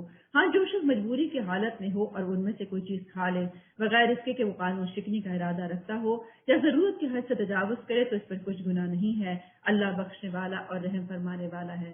یہ بالکل ایسی بات ہے جیسے ایک ماں اپنے بچے کو جب کھانا کھلاتی ہے تو وہ چاہتی ہے وہ ہیلدی فوڈ لے اور وہ چاہتی ہے کہ بچہ جنک نہ کھائے. اب وہ اس لیے نہیں ہے کہ وہ جنگ کے خلاف ہے، بلکہ وہ چاہتی ہے کہ میرے بچے کی صحت خراب نہ ہو، اس کا ایمان خراب نہ ہو. اس کی جب صحت خراب ہوگی تو اس کے معمولات خراب ہو جائیں گے، اس کی پڑھائی ڈسٹرب ہو جائے گی، اس کا مستقبل ایٹ اسٹیک لگ جائے گا. بالکل اسی طرح اللہ سبحانہ وتعالیٰ جب کسی بات سے روکتے ہیں تو انسان کے عقیدے کی خرابی، انسان کے ایمان کی خرابی جس کے اندر ہے اس سے روک دیا جاتا ہے کہ آپ ایسا کام نہ کریں. اسی لیے دیکھنا چاہیے کہ اللہ سبحانہ وتعالیٰ کے سوا کسی اور کے نام سے قربانی کرنا یا کوئی نظر نیاز دینا یا کوئی ایسا کام کرنا جو نبی صلی اللہ علیہ وسلم نے نہیں کیا تھا، ان سب کاموں سے بچنا چاہیے.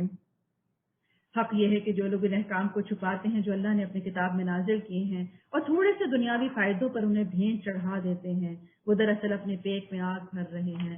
یعنی بعض دفعہ کوئی ایسے فتوے دینا یہ بھی صحیح ہے وہ بھی صحیح ہے، اسی طرح فضائل بتا کے کہ آپ یہ کریں گے تو یہ ہوگا، اور دیگیں بنوانا اور پھر اس کو کھانا پینا لمبے چوڑے کھاتے کر لینا. تو یہ سب چیزیں کیا چیز ہیں کہ یہ چیز وہ ہے کہ جس کے اوپر مواخذہ ہوگا، کیونکہ بعض دفعہ دین کو بیان ایسے کیا جاتا ہے کہ جیسے واقعی یہ ثواب کا کام ہے جو کہ ہوتا نہیں ہے. قیامت کے روز اللہ ہرگز ان سے بات نہیں کرے گا، نہ انہیں پاکیزہ ٹھہرائے گا، اور وہ ان کے لیے دردناک سزا ہے. کن لوگوں کے لیے؟ جو خود بھی بھٹکتے ہیں اور دوسروں کو بھٹکانے کا کام کرتے ہیں. یہ وہ لوگ ہیں جنہوں نے ہدایت کے بدلے گمراہی خرید لی ہے اور مغفرت کے بدلے عذاب مول لے لیا. کیسا عجیب ہے ان کا حوصلہ کہ جہنم کا عذاب برداشت کرنے کے لیے تیار ہیں.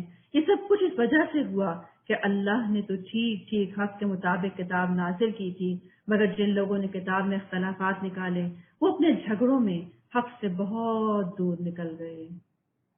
أولئك الذين اشتروا الضلالة بالهدى والعذاب بالمغفرة فما أصبرهم على النار ذلك بأن الله نزل الكتاب بالحق وإن الذين اختلفوا في الكتاب لفي شقاق بعيد. ليس البر أن تولوا وجوهكم قبل المشرق والمغرب. نیکی یہ نہیں ہے کہ تم نے اپنے چہرے مشرق کی طرف کر لیے ہیں یا مغرب کی طرف، بلکہ نیکی یہ ہے کہ آدمی اللہ کو اور یوم آخرت اور ملائکہ کو اور اللہ کی نازل کی ہوئی کتاب اور اس کے پیغمبروں کو دل سے مانے.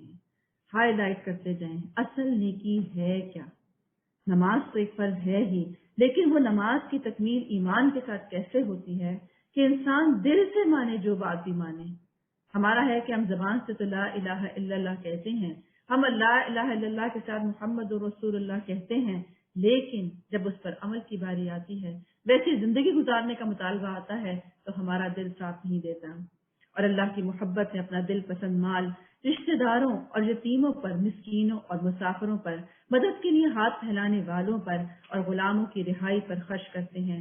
نماز وہ قائم کریں اور زکوٰۃ دے، اصل نیکی یہ ہے. اور نیک وہ لوگ ہیں کہ جب عہد کریں تو اسے وفا کریں اور تنگی اور مصیبت کے وقت میں اور حق و باطل کی جنگ میں صبر کریں. یہ ہے راست باز لوگ اور یہی اصل میں متقی ہیں. تقویٰ کہاں سے آتا ہے؟ نمبر 1 2 3 کر لیں کہ جب یہ کام کیے جائیں گے تو اس سے تقویٰ آئے گا. اسی طرح اللہ کے راستے میں اللہ کی محبت میں اپنا دل پسند مال سب سے پہلے رشتہ دار اور پھر باقی جگہوں پہ خرچ کرتے ہیں.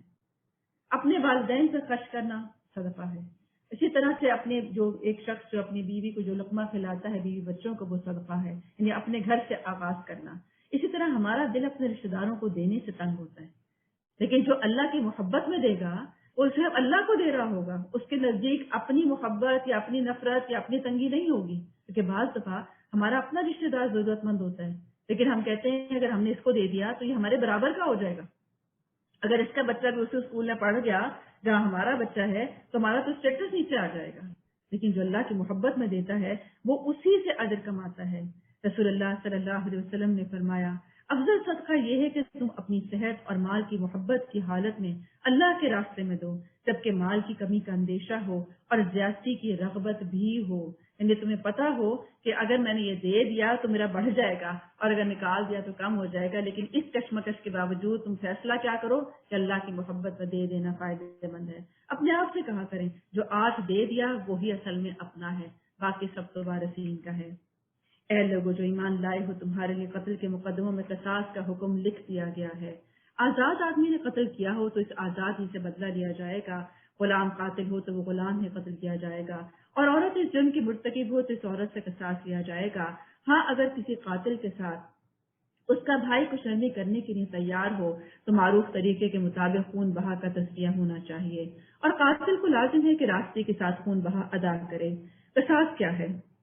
جان کے بدلے میں جان دینا، یعنی اگر کسی نے جان بوجھ کے کسی کو قتل کیا تو جواباً اس کو قتل ہی کیا جائے گا، یہ اللہ کا حکم ہے۔ اسے ساری عمر کی قید نہیں دی جا سکتی، اسے کچھ اور سزا نہیں دی جا سکتی ہے، کیونکہ یہ اللہ کی قائم کردہ سزا ہے۔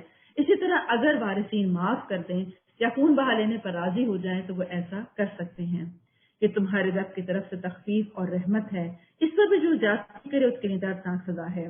عقل اور قدر رکھنے والوں، تمہارے لیے قصاص میں زندگی ہے، امید ہے کہ تم اس قانون کی خلاف ورزی سے پرہیز کرو گے، کیونکہ بعض دفعہ کوئی شخص اپنی عقل سے جب فیصلہ کرتا ہے تو وہ سمجھتا ہے کہ یہ کیا بات ہوئی کہ اگر ایک شخص قتل ہو ہی گیا تھا تو اب دوسرے کو کیوں قتل کیا جائے، کم از کم اس کی زندگی تو بچا لی جائے۔ لیکن ہم یہ بھول جاتے ہیں کہ اللہ سبحانہ وتعالیٰ کہتے ہیں کہ عقل والو عقل سے کام لو۔ جب ایک شخص کو یہ پتا ہوگا کہ میری اپنی زندگی چلی جائے گی اگر میں نے کسی اور کی زندگی لی، تو کیا وہ کبھی جرت کرے گا کہ کسی اور کی زندگی کے ساتھ سب کچھ ظلم کرے؟ اور یہی چیز انسانوں کے ہاتھ کو روکنے کا سبب بن جائے گی اور معاشرے میں امن کا باعث ہے۔ تم پر فرض کیا گیا ہے کہ جب تم میں سے کسی کی موت کا وقت آ جائے اور وہ اپنے پیچھے مال چھوڑ رہا ہو تو والدین اور رشتہ داروں کے لیے معروف طریقے سے وصیت کرے۔ بہت اہم بات ہے، اکثر سوال بھی کیا جاتا ہے وراثت کے حوالے سے اور اکثر کو علم بھی نہیں ہوتا۔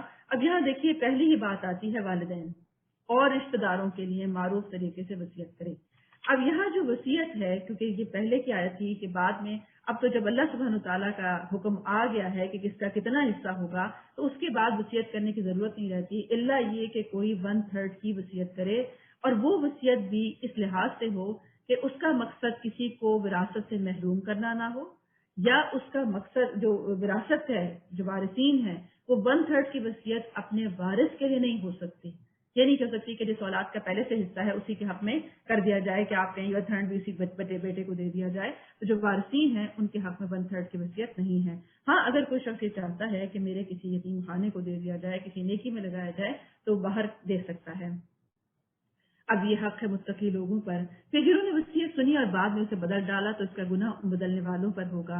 اللہ سب کچھ سنتا اور جانتا ہے۔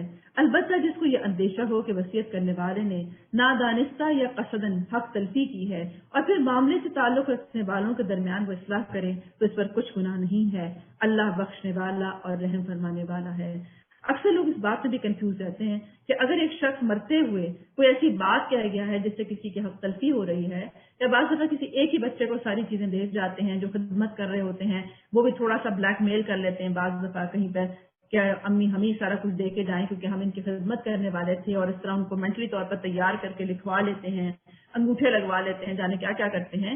تو اس صورت میں بھی اگر کوئی دیکھے کہ حق تلفی ہو رہی ہے تو اس کو اس وصیت کو بدل کے صحیح کر دینا چاہیے، جس کا اجر دونوں کو ملے گا، صحیح کرنے والے کو بھی اور جس کا مال تھا اس کو بھی۔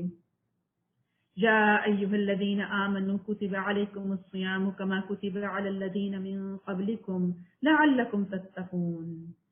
اے لوگوں جو ایمان لائے ہو، تم پر روزے فرض کر دیے گئے ہیں جس طرح تم سے پہلے انبیاء کے پیروکاروں پر فرض کیے گئے تھے، اس سے توقع ہے کہ تم میں تقوی کی صفت پیدا ہوگی۔ لعلکم تتقون، تو اللہ سے خوب تقوی مانگیں، اپنے تقوی کو بڑھانے کے لیے زیادہ سے زیادہ وہ کام کریں جو انسان کی نفس کے خلاف ہیں۔ مثلاً زیادہ دیر قیام کرنا، اسی طرح تلاوت زیادہ کرنا، اپنی نیند کو کم کرنا، اپنے کھانے کو کم کر لینا. نہ کہ یہ نہ ہو کہ ہم دن میں تو روزے سے ہیں لیکن افطار کے وقت اتنا لمبا چوڑا دسترخوان آ جائے کہ وہ جس کی پریکٹس اصل میں کرنی تھی وہی فوت ہو جائے، مقصد فوت ہو جائے. چند مقرر دنوں کے روزے ہیں. کیسے ایک شروع ہوتا ہے کہ دیر ہوتی ہے کہ پھر ایسے آتے ہیں، جلدی جلدی جلدی گزر جاتے ہیں، اور جس کا اتنے عرصے سے انتظار ہوتا ہے وہ تیزی کے ساتھ ختم ہو جاتا ہے. اگر تم میں سے کوئی بیمار ہو یا سفر پر ہو تو دوسرے دنوں میں اتنی تعداد پوری کر لیں، اور جو لوگ روزہ رکھنے کی قدرت رکھتے ہوں پھر نہ رکھیں تو وہ فدیہ دے دیں. ایک روزے کا فدیہ ایک مسکین کو کھانا کھلانا ہے، اور جو اپنی خوشی سے کچھ زیادہ بھلائی کرے تو اسی کے لیے بہتر ہے. یعنی کہ اگر کوئی ایک وقت کا نہیں 2 وقت کا دے دے یا پورے مہینے کا راشن اس سے زیادہ ڈلوا دے تو پھر یہ اللہ سبحانہ وتعالیٰ کے ہاں اضافی نیکی ہے. ابو امامہ رضی اللہ عنہ نے رسول اللہ صلی اللہ علیہ وسلم سے ایسے عمل کی بابت سوال کیا جو انہیں جنت میں داخل کرے. آپ نے فرمایا تم روزے کو لازم پکڑ لو کہ اس کی مانند کوئی چیز نہیں ہے. کیونکہ جب آپ روزے میں ہوتے ہیں آپ چاہے سو رہے ہیں، اپنا کام کر رہے ہیں، جاگ رہے ہیں، چل رہے ہیں، پھر رہے ہیں، ہر وقت عبادت میں ہیں. ایسی کون سی عبادت ہوتی ہے جس کو آپ اتنے گھنٹوں لگاتار کریں اور آپ کچھ بھی کریں وہ جاری رہ سکے سوائے روزے کے. پھر اسی طرح سے رسول اللہ صلی اللہ علیہ وسلم نے فرمایا جو شخص اللہ کے راستے میں ایک دن کا روزہ رکھے گا اللہ تعالیٰ اس کے بدلے اس کے چہرے کو آگ سے 70 سال کی مسافت پر دور کر دے گا، کیونکہ روزہ آگ سے ڈھال ہے، یعنی آگ سے بچانے والا ہے. اسی طرح آپ دیکھیں کہ ہر پیر اور جمعرات کا روزہ نبی صلی اللہ علیہ وسلم رکھا کرتے تھے. پھر آپ ہر مہینے کی 3 روزے رکھا کرتے تھے کہ گویا اپنے آپ کو، اپنے نفس کو پریکٹس میں لانا اور اپنے آپ کو تقویٰ کی طرف بار بار لے کر آنا. اسی طرح مہینے میں 3 روزے رکھنا، ایام 20 کے جو روزے ہیں دل کے کینے کا بھی علاج ہے، یعنی اندر سے جو دل میں تنگی آتی ہے یا گھٹن آتی ہے اس کا بھی علاج ہے. لیکن اگر تم سمجھو تو تمہارے حق میں اچھا یہی ہے کہ تم روزے رکھو. رمضان وہ مہینہ ہے جس میں قرآن نازل کیا گیا ہے. شہر رمضان الذی انزل فیہ القرآن ھدی للناس وبینات من الھدی والفرقان فمن شہد منکم الشہر فلیصمہ ومن کان مریضا او علی سفر فعدۃ من ایام اخر. رمضان وہ مہینہ ہے جس میں قرآن نازل کیا گیا جو انسانوں کے لیے سراسر ہدایت ہے اور ایسی واضح تعلیمات پر مشتمل ہے جو راہ راست دکھانے والی اور حق و باطل کا فرق کھول کر رکھ دینے والی ہیں. قرآن کا رمضان سے خاص تعلق ہے. مبارک رات میں، مبارک مہینے میں، مبارک جگہ پر، مبارک انسان پر نازل کیا گیا، مبارک فرشتے کے ذریعے سے نازل کیا گیا. لہذا جو قرآن سے جڑتا ہے وہ بابرکت ہو جاتا ہے. جن سینوں میں محفوظ کیا گیا جو حفاظ کہلائے وہ بابرکت سینے ہیں. اسی طرح جس پورے کاغذ پر لکھا گیا وہ کاغذ مبارک ہو جاتا ہے کہ آپ اسے چوم کر اٹھاتے ہیں. تو لہذا قرآن سے جڑنے والا برکت سے محروم نہیں رہتا ہے. اب قرآن کا مقصد کیا ہے واضح کر دیا گیا. یہ سراسر ہدایت ہے، صراط مستقیم کی طرف جانے کا راستہ بتاتی ہے. اسی طرح ایسی تعلیمات پر مشتمل ہے جو راہ راست دکھانے والی اور حق و باطل کا فرق کھول کر رکھ دینے والی ہیں. یعنی اگر انسان کو یہ پتا کرنا ہو کہ حق اور باطل کیا ہے یا اسی طرح راہ راست کیا ہے تو کوئی دنیا کا انسان نہیں بتا سکتا کہ صحیح راستہ کون سا ہے. لیکن ہمارا حال کیا ہے کہ ہم قرآن تو کھولتے نہیں ہیں لیکن کامیابی کے نسخے دنیا جہان سے حاصل کرنے کی کوشش کرتے ہیں. ایسی ایسی کتابیں پڑھتے ہیں جہاں پہ 500 کامیاب لوگوں کی کیا کیا صفات ہوتی ہیں. تو جس کو قرآن مل گیا تو سمجھیں اسے کامیابی کا رستہ ملا. اور جو کوئی مریض ہو یا سفر پر ہو تو وہ دوسرے دنوں میں روزوں کی تعداد پوری کر لے. یہ بھی اللہ کا کرم اور احسان ہے کہ اگر کبھی کسی بیماری یا سفر کی وجہ سے روزہ چھوٹ جائے تو باقی دنوں میں جو قضا کی جائے گی اس کا اجر وہی ہوگا جیسے رمضان کا روزہ رکھنے میں. تو ہر شخص دیکھے کہ ہمارے کتنے روزے ایسے ہیں جو ابھی قضا رکھنے والے ہیں لیکن ہم نے ابھی تک ادا نہیں کیے ہیں. تو زندگی کی مہلت جب تک ہے اپنے روزوں کو ادا کر لیا جائے. آسان سا نسخہ ہے. اگر آپ صرف پیر اور جمعرات کا روزہ بھی اپنے لیے رکھ لیں کہ میں اپنے پچھلے روزوں کی ادائیگی کے لیے کروں گی تو انشاءاللہ آپ بہت جلد اپنے روزے مکمل کر لیں گے. اسی طرح جب سردیوں کے دن آتے ہیں تو اس میں اپنے قضا روزوں کو اہتمام کیا جائے. مہینے میں جو 3 روزے ہوتے ہیں اس سے اپنے قضا روزے ادا کرنے کی نیت کر لیں تو انشاءاللہ اس سے بھی ادا ہو جائے گا. اللہ تمہارے ساتھ نرمی کرنا چاہتا ہے، سختی کرنا نہیں چاہتا. کیونکہ بعض دفعہ ہم کہتے ہیں نا جن لوگوں کی خاص طور پہ پریگنینسیز ہوتی ہیں یا ڈیلیوریز ہوتی ہیں رمضان میں تو وہ کہتے ہیں کیا بڑی مشکل پڑ گئی ہے. اللہ تعالیٰ کیا کرتا ہے آسانی کرنا چاہتا ہے. کیونکہ ایک تو طریقہ یہ تھا کہ ساری دنیا تو اجر سمیٹے روزے کا، اس کو کئی کئی گنا ثواب ملے، بخششیں ہو رہی ہوں، رحمتیں برس رہی ہوں، اور ایک ہم محروم رہ جائیں کیونکہ ہم نے روزے سے نہیں رکھا تھا. اور ہم کبھی بھی حاصل نہیں کر سکتے۔ دوسرا طریقہ یہ تھا کہ آپ بعد میں بھی رکھ لیں گے تو آپ کو وہ سب کچھ مل جائے گا جو کسی اس کو اس وقت ملا تھا۔ تو کون سی آسانی ہے؟ یہ سختی ہے یا آسانی ہے؟ اس لیے یہ طریقہ تمہیں بتایا جا رہا ہے تاکہ تم روزوں کی تعداد پوری کر سکو، اور جس ہدایت سے اللہ نے تمہیں سرفراز کیا ہے اس پر اللہ کی کبریائی کا اظہار کرو، اعتراف کرو، شکر گزار بنو کہ جس نے ہمیں صحت بھی دی، عافیت بھی دی، اللہ نے توفیق دے دی کہ ہم روزے سے ہیں، اس میں مشکل نہ سمجھو۔ اسی طرح بعض لوگ روزہ رکھ کے بہت عجیب سے رویے کا اظہار کرتے ہیں، یا تو بعض دفعہ بڑبڑاتے رہتے ہیں، گرمی کا شکوہ کرتے رہتے ہیں، اپنے تھکن کا اظہار کرتے رہتے ہیں، یا دوسروں پر ایک احسان کا رویہ جتاتے ہیں۔ ہر بات کا بہانہ اپنی سستی، اپنی کاہلی کا یا اپنے فرائض کو نہ نبھانے کا بہانہ روزے کو بنا لیتے ہیں۔ تو اصل بات یہ ہے کہ یہ تو اللہ کی بڑائی بیان کرنا اور اعتراف شکر کرنے کا موقع ہے۔ اسی طرح سے فرمایا گیا وَإِذَا سَأَلَكَ عِبَادِي عَنِّي فَإِنِّي قَرِيبٌ أُجِيبُ دَعْوَةَ الدَّاعِ إِذَا دَعَانِ فَلْيَسْتَجِيبُوا لِي وَلْيُؤْمِنُوا بِي لَعَلَّهُمْ يَرْشُدُونَ۔ خوبصورت آیت۔ اور اے نبی صلی اللہ علیہ وسلم، میرے بندے اگر تم سے میرے متعلق پوچھیں، کون پوچھتا ہے کسی کے بارے میں؟ جس کو کسی سے کوئی غرض ہوتی ہے، جس کو کسی سے محبت ہوتی ہے، جو کسی کے بارے میں جاننا چاہتا ہے۔ اگر میرے بندے آپ سے میرے متعلق پوچھیں تو انہیں بتا دو کہ میں ان سے قریب ہی ہوں، اور پکارنے والا جب مجھے پکارتا ہے تو میں اس کی پکار سنتا اور جواب دیتا ہوں۔ لہٰذا انہیں چاہیے کہ میری دعوت پر لبیک کہیں اور مجھ پر ایمان لے آئیں۔ یہ بات تم انہیں سنا دو شاید کہ وہ راہ راست پالیں، کیونکہ جو جتنا اللہ سبحانہ تعالیٰ پر ایمان لاتا ہے، جتنا اللہ کی اطاعت کرتا ہے، اتنا ہی اسے سمجھ میں آتا ہے کہ اللہ دعائیں سنتا ہے، کیونکہ اس کی زندگی میں بہت سی ساری چیزیں ایسی ہو رہی ہوتی ہیں جو اس کی نیکیوں کے نتیجے میں وہ خود دیکھتا ہے کہ کیسے برکتیں آئیں، کیسے اس کی دعائیں قبول ہو گئی ہیں۔ تو اصل بات یہ ہے کہ ہم جتنا اللہ کی بات پر لبیک کہیں گے تو اللہ بھی ہماری باتوں کو سننے والا ہے۔ اسی طرح ایک اعرابی نے پوچھا کہ ہمارا رب قریب ہے یا دور ہے؟ اگر قریب ہے تو ہم سرگوشیاں کر لیں، اور اگر دور ہے تو اونچی آواز میں اس کو پکار لیں۔ آپ خاموش رہے تو یہ آیات اتر آئیں۔ کون سی؟ کہ میرا بندہ جب پوچھے انہیں بتاؤ کہ میں قریب ہی ہوں۔ اب کون ایسا شخص ہے کہ جو ہماری پکار کو سنتا بھی ہو اور جواب بھی دیتا ہو؟ ہم جتنے مرضی اپنے گلے شکوے لوگوں سے کریں، بیٹھ بیٹھ کے کریں، بتائیں کتنے غم ہیں ہمارے، شاید لوگ سن تو لیں اور وہ بھی بیزار ہو جائیں گے، لیکن کون ہے جو اس مسئلے کو حل کر سکے سوائے اللہ کے؟ لہٰذا عادت بنانی چاہیے کہ اپنی بات اللہ سے کی جائے۔ اللہ کا کام ہے کہ کس طرح سے وہ دوسروں کو ذریعہ بناتا ہے ہمارے مسائل کو حل کرنے کا۔ تمہارے روزوں کے زمانے میں راتوں کو اپنی بیویوں کے پاس جانا حلال کر دیا گیا، وہ تمہارے لیے لباس ہیں اور تم ان کے لیے لباس ہو۔ اللہ کو معلوم ہو گیا کہ تم لوگ چپکے اپنے آپ سے خیانت کر رہے تھے، مگر اس نے تمہارا قصور معاف کر دیا اور تم سے درگزر فرمایا۔ اب تم اپنی بیویوں کے ساتھ مباشرت کرو اور جو رزق اللہ نے تمہارے لیے جائز کر دیا ہے اسے حاصل کرو۔ نیز راتوں کو کھاؤ پیو یہاں تک کہ تم کو سیاہی شب کی دھاری سے سفید صبح کی دھاری نمایاں نظر آ جائے، تب یہ سب کام چھوڑ کر رات تک اپنا روزہ پورا کر لو۔ اور جب تم مسجدوں میں معتکف ہو تو بیویوں سے مباشرت نہ کرو، یہ اللہ کی باندھی ہوئی حدیں ہیں، اور ان کے قریب بھی نہ کھٹکنا۔ اس طرح اللہ اپنے احکامات لوگوں کے لیے بصراحت بیان کرتا ہے، توقع ہے کہ وہ غلط رویے سے بچ سکیں گے۔ کھول کھول کر بیان کرتا ہے کہ کہیں کسی سے کوئی غلطی نہ ہو جائے، کہیں کوئی ایسا کام نہ ہو جائے۔ جیسے آپ اپنے بچوں کو جب اچھا برا بتانے لگتے ہیں، دنیا کے آداب سکھانے لگتے ہیں تو کھول کھول کر بیان کرتے ہیں، ایسے کھانا کھاتے ہیں، ایسے چمچہ پکڑتے ہیں، نیچے نہیں گراتے ہیں، پھر منہ بند کر کے کھاتے ہیں۔ کیسے آپ چھوٹی چھوٹی باتوں کی وضاحت کرتے ہیں جس سے ایک شخص گروم ہو جاتا ہے۔ بالکل اسی طرح جو شخص تقویٰ میں آنا چاہے، جو اللہ کا بندہ بننا چاہے، جو اپنے حال حلیے اپنے انداز سے نظر آتا ہو، تو وہ بھی جب اللہ تعالیٰ کی چھوٹی چھوٹی باتوں کو سیکھتا ہے تو وہ ایک مہذب انسان، مؤدب انسان بن جاتا ہے۔ اور تم لوگ نہ تو آپس میں ایک دوسرے کے مال ناروا طریقے سے کھاؤ اور نہ حاکموں کے آگے ان کو غرض کے لیے پیش کرو کہ تمہیں دوسروں کے مال کا کوئی حصہ قصداً ظالمانہ طریقے سے کھانے کا موقع مل جائے، کیونکہ ایک چیز یہ ہے کہ انسان خود بھی حرام نہ کھائے اور وہ مال بھی نہ کھائے جو ناروا طریقے سے کسی اور کا باطل طریقے سے اسے مل جائے۔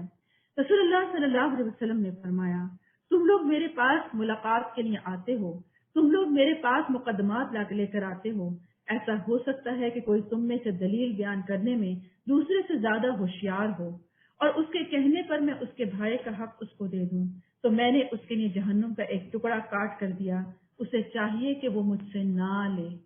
کیونکہ بعض لوگ چرب زبانی کر کے، بعض لوگ بڑے بڑے دلائل دے کے، بڑے بڑے وکیل ہائر کر کے، اپنے قاتل کو بھی بے قصور ثابت کر دیتے ہیں. تو کیا فرمایا گیا کہ اگر دنیا میں عدالت میں کوئی ثابت بھی کر دے جھوٹی بات کو تو قیامت کے وہ عذاب سے نہیں بچ سکتا. یہ نہ سمجھے کہ ہم نے مقدمہ جیت لیا ہے اس کا مطلب ہے کہ ہم حق پر ہیں. وہ یہ یاد رکھے کہ آج جو باطل طریقہ وہ اختیار کر رہا ہے کل اس کے لیے یہی چیز وبال بن جائے گی. لوگ تم سے چاند کی گھٹتی بڑھتی صورتوں کے متعلق پوچھتے ہیں. کہو یہ لوگوں کے لیے تاریخوں کے تعین کی اور حج کی علامات ہیں، کیونکہ ہمیں چاند سے پتہ چلتا ہے کب رمضان شروع ہو رہا ہے، چاند سے پتہ چلتا ہے کب رمضان ختم ہو رہا ہے، یا حج کی تاریخیں کون سی ہیں. جن سے کہو کہ یہ کوئی نیکی کا کام نہیں ہے کہ تم اپنے گھروں میں پیچھے کی طرف سے داخل ہوتے ہو. نیکی تو اصل میں یہ ہے کہ آدمی اللہ کی ناراضگی سے بچے، لہٰذا تم اپنے گھروں میں دروازے سے ہی آیا کرو. البتہ اللہ سے ڈرتے رہو شاید کہ تمہیں فلاح نصیب ہو جائے. اور تم اللہ کی راہ میں ان لوگوں سے لڑو جو تم سے لڑتے ہیں، مگر زیادتی نہ کرو کہ اللہ زیادتی کرنے والوں کو پسند نہیں کرتا. کیا اللہ سبحانہ تعالیٰ کا ظرف ہے، کیا عمدہ اخلاق ہے، کیونکہ اخلاق سیکھ رہے ہیں ہم اس قرآن سے، معاملات سیکھ رہے ہیں ہم اس قرآن سے. تو اگر کسی دشمن سے بھی لڑتے ہوئے زیادتی جائز نہیں ہے تو اپنوں کے ساتھ کہاں زیادتی جائز ہے، یا اپنے اسلام کے ساتھ کہاں زیادتی جائز ہے کہ اسلام اپنے مومنین کے ساتھ کوئی ایسا معاملہ کرنے والا ہو. تو یہ ہے اصل تقویٰ. انسان یہ دیکھے کہ کہاں مجھ سے زیادتی ہو رہی ہے، اور اگر کہیں پر زیادتی ہو رہی ہو تو اس سے باز آ جائے، کیونکہ اللہ سبحانہ وتعالیٰ زیادتی کرنے والوں کو پسند نہیں کرتا ہے. ان سے لڑو جہاں بھی تمہارا ان سے مقابلہ پیش آئے، اور انہیں نکالو جہاں سے انہوں نے تم کو نکالا ہے، اس لیے کہ قتل اگرچہ برا ہے مگر فتنہ اس سے بھی زیادہ برا ہے. اور مسجد حرام کے قریب جب تک وہ تم سے نہ لڑیں تم بھی نہ لڑو، مگر جب وہ وہاں لڑنے سے نہ چوکیں تو تم بھی بے تکلف انہیں مارو کہ ایسے کافروں کی یہی سزا ہے. پھر اگر وہ باز آ جائیں تو جان لو کہ اللہ معاف کرنے والا اور رحم فرمانے والا ہے. تم ان سے لڑتے رہو جہاں تک کہ فتنہ باقی نہ رہے اور دین اللہ ہی کے لیے ہو جائے. پھر اگر وہ باز آ جائیں تو سمجھ لو کہ ظالموں کے سوا اور کسی پر دست درازی روا نہیں ہے. گویا کہ اگر کوئی شخص ظلم کرے گا تو اس سے مقابلہ کیا جا سکتا ہے ظلم کو روکنے کی خاطر، لیکن بلا وجہ کسی کے اوپر قابو پانے کے لیے، کسی کی زمین ہتھیانے کے لیے تو اسلام میں ایسا کوئی بھی کسی سے لڑنا جائز نہیں ہے. ماہ حرام کا بدلہ ماہ حرام ہی ہے اور تمام حرمتوں کا لحاظ برابری کے ساتھ ہوگا. لہذا جو تم پر دست درازی کرے تم بھی اسی طرح اس پر دست درازی کرو. البتہ اللہ سے ڈرتے رہو اور یہ جان رکھو کہ اللہ انہی لوگوں کے ساتھ ہے جو اس کی حدود توڑنے سے پرہیز کرتے ہیں. اللہ کسی ظالم کے ساتھ نہیں ہے، کسی جابر کے ساتھ نہیں ہے. اللہ ان کے ساتھ ہے جو ہر معاملے میں یہ دیکھتے ہیں کہیں ایسا نہ ہو کہ ہم اللہ کی حدود توڑ کر آگے نکلنے والے ہوں. تو آپ جتنا محتاط زندگی گزاریں گے اللہ کی مدد کو اتنا اپنے ساتھ پائیں گے. اللہ کی راہ میں خرچ کرو. وَأَنفِقُوا فِي سَبِيلِ اللَّهِ وَلَا تُلْقُوا بِأَيْدِيكُمْ إِلَى التَّهْلُكَةِ. اللہ کی راہ میں خرچ کرو اور اپنے ہاتھوں اپنے آپ کو ہلاکت میں نہ ڈالو. احسان کا طریقہ اختیار کرو کہ اللہ محسنین کو پسند کرتا ہے. گویا کہ خرچ کرنے میں بھی ایسا رویہ ہو کہ وہ احسان کا ہو، صرف زکاتیں نہ ہوں بلکہ صدقات بھی ہوں، لوگوں کی ضروریات کے مطابق بھی ہو، دین کی خدمت کے لیے بھی ہو. رسول اللہ صلی اللہ علیہ وسلم نے فرمایا تم میں سے کوئی ہے جسے اپنے وارث کا مال اپنے مال سے زیادہ پیارا ہو. صحابہ نے عرض کیا یا رسول اللہ صلی اللہ علیہ وسلم ہم میں سے ہر ایک کو اپنا مال ہی زیادہ محبوب ہے. آپ نے فرمایا بس انسان کا مال وہی ہے جو اس نے صدقہ اور خیرات کر کے آگے بھیجا، اور اس کے وارث کا مال وہ ہے جو وہ پیچھے چھوڑ گیا ہے. یعنی جو کچھ ہم جمع کرتے رہتے ہیں، ایک کے بعد 4 پلاٹ بناتے ہیں یا بینک بیلنس جمع کر کے رکھتے ہیں کہ شاید ہم کبھی بعد کی زندگی میں استعمال کریں گے، وہ سوائے وارثین کے کسی اور کا نہیں ہے. تو اپنے لیے جو مال اللہ نے دیا ہے اس کو نیکی میں لگانا، اچھا خرچ کرنا اور زیادہ سے زیادہ نیکی کمانے کی کوشش کرنا، یہ اصل میں خیر و برکت لے کر آتا ہے، اور مال میں برکت کا ہونا نیکیوں میں برکت کا اضافہ ہے. اللہ کی خوشنودی کے لیے جب حج اور عمرے کی نیت کرو تو اسے پورا کرو، اور اگر کہیں گر جاؤ تو جو قربانی میسر آئے اللہ کی جناب میں پیش کرو، اور اپنے سر نہ مونڈو جب تک کہ قربانی اپنی جگہ پر نہ پہنچ جائے.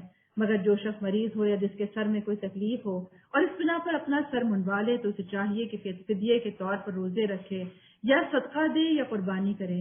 پھر اگر تمہیں امن نصیب ہو جائے اور تم حج سے پہلے مکے پہنچ جاؤ تو جو شخص تم میں سے حج کا زمانہ آنے تک عمرے کا فائدہ اٹھائے وہ حسب مقدور قربانی دے، اور اگر قربانی میسر نہ ہو تو 3 روزے حج کے زمانے میں اور 7 گھر پہنچ کر اس طرح پورے 10 روزے کر لے.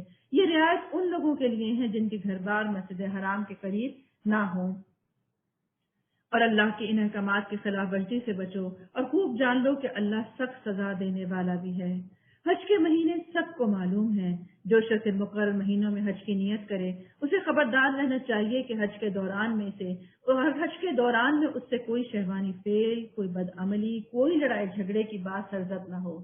خوبصورت ادب سکھایا جا رہا ہے۔ اب ہم میں سے ہر شخص جب عبادت کا سوچتا ہے تو وہ یقیناً یہ نہیں سوچتا کہ میں وہاں جا کے کوئی بدعملی کروں گا یا لڑائی جھگڑا کروں گا، لیکن ہم نے مناظر دیکھے ہیں کہ جہاں پر بہت زیادہ مجمع ہوتا ہے یا بہت سارے لوگوں کے ساتھ انسان کو گزارا کرنا پڑتا ہے تو وہاں انسان سے ایسا اخلاق ہو جاتا ہے۔ اس لیے اللہ سبحانہ وتعالیٰ نے خوبصورتی کے ساتھ ایک ادب سکھا کے ایک سفر پر روانہ کیا، یہ نہیں کرنا، وہاں جا کے ایسے رہنا ہے۔ تو یہ دیکھا جائے کہ اللہ سبحانہ وتعالیٰ انسان سے کیا چاہتا ہے کہ جب اس کے راستے میں نکلا جائے تو یہ نہ ہو کہ وہ احسان جتاتا رہے کہ ہم حرم میں نمازیں پڑھنے والے ہیں اور پتہ نہیں ہمارا تو کیا احسان ہے اور ہم کس سفر پہ آ گئے ہیں تو ہر شخص ہمارا رعایت کرے، بلکہ اسے اپنے اخلاق، اپنے کردار، اپنے ایمان، ہر چیز کی حفاظت کرنی چاہیے۔ اور جو نیک کام بھی تم کرو گے وہ اللہ کے علم میں ہوگا۔ سفر حج کے ذریعے زاد راہ ساتھ لے جاؤ اور سب سے بہتر زاد راہ تقویٰ ہے۔ بس اے ہوش مندوں، میری نافرمانی سے پرہیز کرو، اور اگر حج کے ساتھ ساتھ تم اپنے رب کا فضل بھی تلاش کرتے جاؤ تو اس میں کوئی مذائقہ نہیں ہے۔ اب یہاں جو بتایا گیا، کیونکہ یہ سمجھتے تھے کہ جب ہم اللہ کی راہ میں نکلے ہیں تو ہم کوئی دنیاوی چیز اپنے ساتھ نہیں رکھیں گے، لہٰذا یہ کوئی سامان نہیں لے جاتے تھے۔ اسی فرمایا گیا کہ اگر زیادہ راہ ساتھ لو تو اس میں کوئی حرج نہیں ہے۔ اور سب سے بڑی چیز یہ ہے، ہم جب حج کا سامان پیک کرتے ہیں تو ہم نیل کٹر سے لے کر چپل، جوتا، نئی خریداری سب کچھ کرتے ہیں۔ کتنے لوگ تقویٰ کے ساتھ جاتے ہیں پھر؟ کتنے لوگ یہ سبق سیکھ کے جاتے ہیں کہ حج میں کرنا کیا اور کیا نہیں کرنا؟ کتنے لوگ ایسے ہیں جو واقعی تقویٰ کے ساتھ عبادت کرتے ہیں؟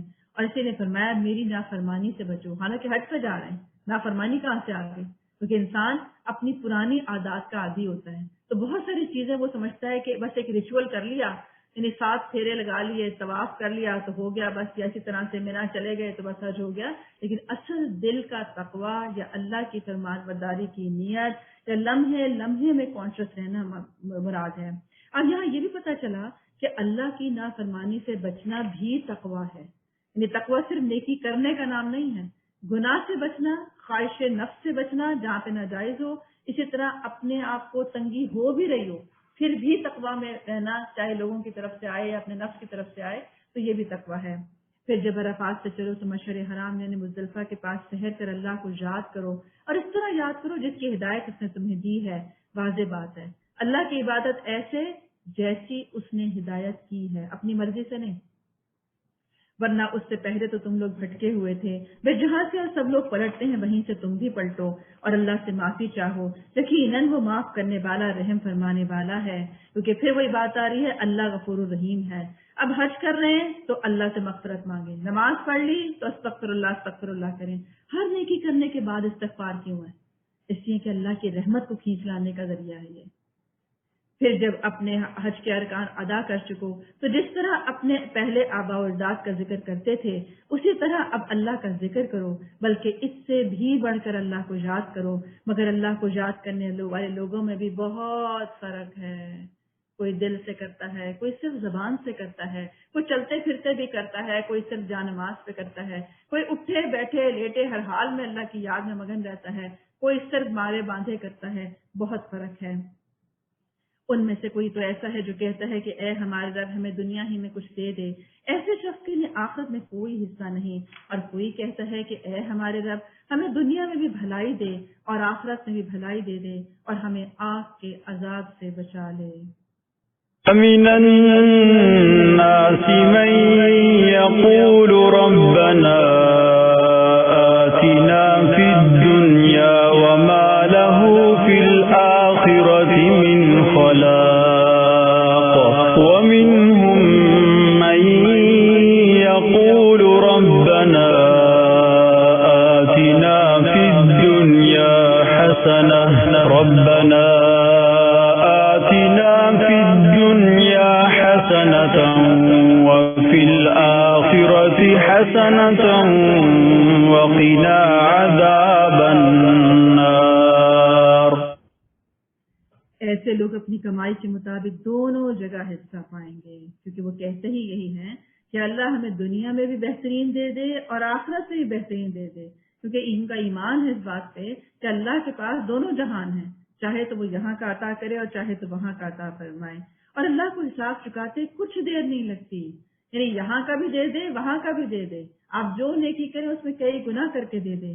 یہ گنتی کے چند روز ہیں جو تمہیں اللہ کی یاد میں بسر کرنی چاہیے، کیونکہ عموماً ہم وہاں دیکھتے ہیں کہ فرصت ہوتی ہے، جیسے خاص طور پہ مینا کا موقع ہوتا ہے کہ کہیں جانا نہیں ہے، کہیں اپنے گھر نہیں جانا، خیمے میں ہی رہنا ہے، خیمے میں عبادت کرنی ہے، تو اکثر خواتین یا لوگ پھر بعض دفعہ اپنے گھر بار کی باتوں میں، بچوں کی باتوں میں، سیاست کی باتوں میں لگ جاتے ہیں، جب دیکھا کہ کچھ اور نہیں کام ہے۔ تو اسی لیے فرمایا کہ جو چند گنتی کے دن ہیں، چاہے وہ رمضان کے ہیں، چاہے حج کے ہیں، کوئی بھی ہے، تو یہ چاہے وہ زندگی کے بھی چند ہی دن ہیں، تو اس میں اللہ کی یاد میں بسر کرنے چاہیے۔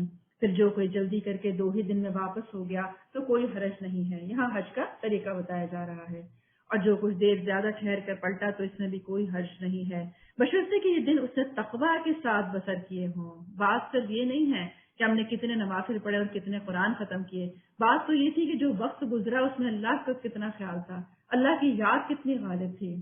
اللہ کی نافرمانی سے بچو اور خوب جان رکھو کہ ایک روز اس کے حضور میں تمہاری پیشی ہونے والی ہے، یعنی ہر بات ہر چیز میں۔ اسی لیے ایسا شخص عبادت کر کے، روزے رکھ کے، قرآن کر کے یہ نہیں سمجھتا کہ ہم نجات پا گئے ہیں، ہم ضرور اللہ نے ہمیں قبول کر لیا ہے، بلکہ وہ ڈرتا کیا رہتا ہے، ایک دن مجھے اللہ کے حضور جانا ہے، میں نہیں جانتا میرا انجام کیا ہوگا۔ اب اسی طرح سے فرمایا گیا ہے، اب حضرت عمر رضی اللہ عنہ ہیں جو کہ شہادت پاتے ہیں، نماز میں شہادت پاتے ہیں، رضی اللہ کا خطاب پاتے ہیں، اور اس کے باوجود جس وقت آپ شہید ہونے لگتے ہیں تو آپ کا سر آپ کے بیٹے کی گود میں ہے، آپ کہتے ہیں میرا گال زمین پہ رکھ دو، اور آپ کہتے جاتے ہیں کہ عمر ہلاک ہوا اگر اسے اللہ نے معاف نہ کیا، عمر ہلاک ہوا اگر اللہ نے اسے معاف نہ کیا۔ تو یہ ہے ایک متقی شخص کا احساس، اس کی کیفیات۔ ہم نہیں جانتے کہ آخرت میں ہمارا انجام کیا ہوگا، ہم جتنی بھی نیکیاں کر لیں، ہم جتنا بھی تقویٰ کر لیں، اصل قبولیت اللہ سبحانہ وتعالیٰ کی طرف سے ہے، جب وہ ہوگی تو ہم پار لگ سکتے ہیں، اور اس کا فیصلہ قیامت ہی میں ہونا ہے۔ انسانوں میں تو کوئی ایسا ہے جس کی باتیں دنیا کی زندگی میں تمہیں بھلی معلوم ہوتی ہیں، اور وہ اپنی نیک نیتی پر وہ بار بار اللہ کو گواہ بھی ٹھہراتا ہے، پر حقیقت میں بدترین دشمن حق ہے۔ بعض لوگوں کو آپ دیکھیں بات بات پہ قسمیں کھائیں گے، اللہ کی قسمیں کھا کھا کے یقین دلائیں گے جیسے ہم بڑے نیک ہیں، اپنا سودا ہی بیچیں گے، کھا جھوٹی قسم رہے ہوتے ہیں، لیکن قسمیں کھا کے دوسرے کو یقین دلانے کے لیے کیا کرتے ہیں، غلط بات پہ بھی، ناحق بات کو بھی ایسے ثابت کرتے ہیں۔ جب اسے اقتدار حاصل ہو جاتا ہے تو زمین میں اس کی ساری دوڑ دھوپ اس لیے ہوتی ہے کہ فساد پھیلائے، کھیتوں کو غارت کرے اور نسل انسانی کو تباہ کرے، حالانکہ اللہ جسے وہ گواہ بنا رہا تھا فساد کو ہرگز پسند نہیں کرتا۔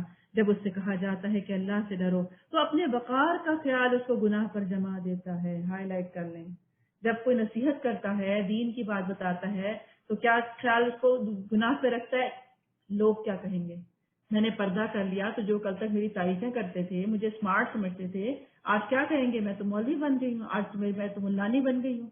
تو اسے اپنا وہ وقار اس طرف آنے نہیں دیتا۔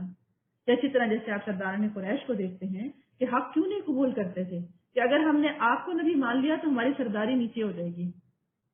ہم سب اپنے آپ کو دیکھیں، کہیں ایسا تو نہیں ہے کہ ہم کسی بھی دین کے عمل پر ابھی تک اس لیے نہیں آئے ہیں کیونکہ ہمیں بھی اپنا وقار روکے ہوئے ہے۔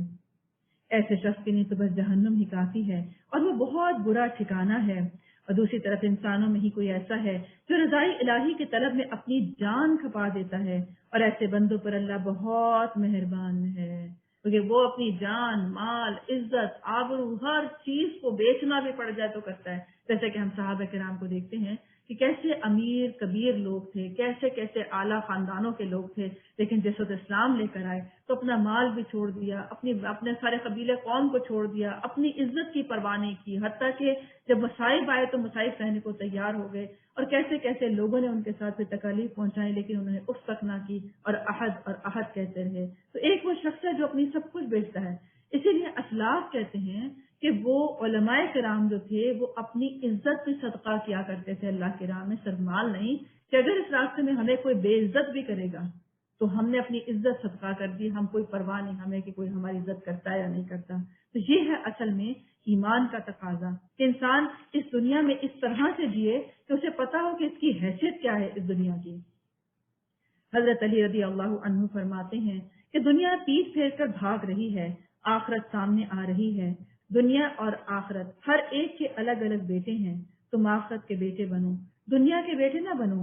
آج عمل کا دن ہے، کوئی حساب نہیں ہے، کل حساب کا دن ہوگا اور عمل نہیں ہوگا۔ رسول اللہ صلی اللہ علیہ وسلم نے فرمایا، اللہ کی قسم آخرت کے مقابلے میں دنیا کی حیثیت اس سے زیادہ نہیں ہے۔ جس طرح تم میں سے کوئی شخص اپنی ایک انگلی سمندر میں ڈالے اور پھر دیکھے کہ وہ انگلی اس سمندر سے کیا نکال کر باہر لاتی ہے، تو جو کچھ انگلی پر لگا ہے وہ اصل میں دنیا ہے، اور جو سمندر ہے وہ پوری آخرت ہے جس کا ہم سب کو سامنا کرنا ہوگا۔ لہٰذا یہ دیکھنے کی ضرورت ہے کہ ہم نے اس کی کیا تیاری کی ہے۔ اے ایمان لانے والو، تم پورے کے پورے اسلام میں داخل ہو جاؤ۔ یا ایھا الذین آمنوا ادخلوا فی السلم کافۃ ولا تتبعوا خطوات الشیطان انہ لکم عدو مبین۔ اے ایمان لانے والو، تم پورے کے پورے اسلام میں داخل ہو جاؤ اور شیطان کی پیروی نہ کرو کہ وہ تمہارا کھلا دشمن ہے۔ اب اس سے پتہ چلا کہ دین میں مکمل داخل ہونے کے لیے ضروری ہے کہ شیطان کے راستے کو چھوڑا جائے، اپنی مرضی کو چھوڑا جائے، اپنی مرضی کو اللہ کے آگے سرنڈر کیا جائے، کیونکہ فوراً یہ بات آ گئی ہے کہ اگر پورے داخل ہونا ہے تو ایک راستے میں داخل ہونے کے لیے دوسرے کو چھوڑنا پڑے گا۔ ایک انسان دو کشتی کا سوار نہیں ہو سکتا کہ رحمان کی بھی مانے، شیطان کی بھی مانے، پھر اس کے ساتھ ساتھ اپنے رب کی بھی مانے۔ یعنی آپ کیسے ایک وقت میں کر سکتے ہیں؟ یا تو آپ شیطان کی مان رہے ہیں یا اس کی مان رہے ہیں۔ لہٰذا کہا گیا کہ وہ تمہارا کھلا دشمن ہے۔ جو ساتھ ساتھ ہدایات تمہارے پاس آ چکی ہیں، اگر ان کو پا لینے کے بعد پھر تم نے لغزش کھائی تو خوب جان رکھو کہ اللہ سب پر غالب اور حکیم اور دانا ہے۔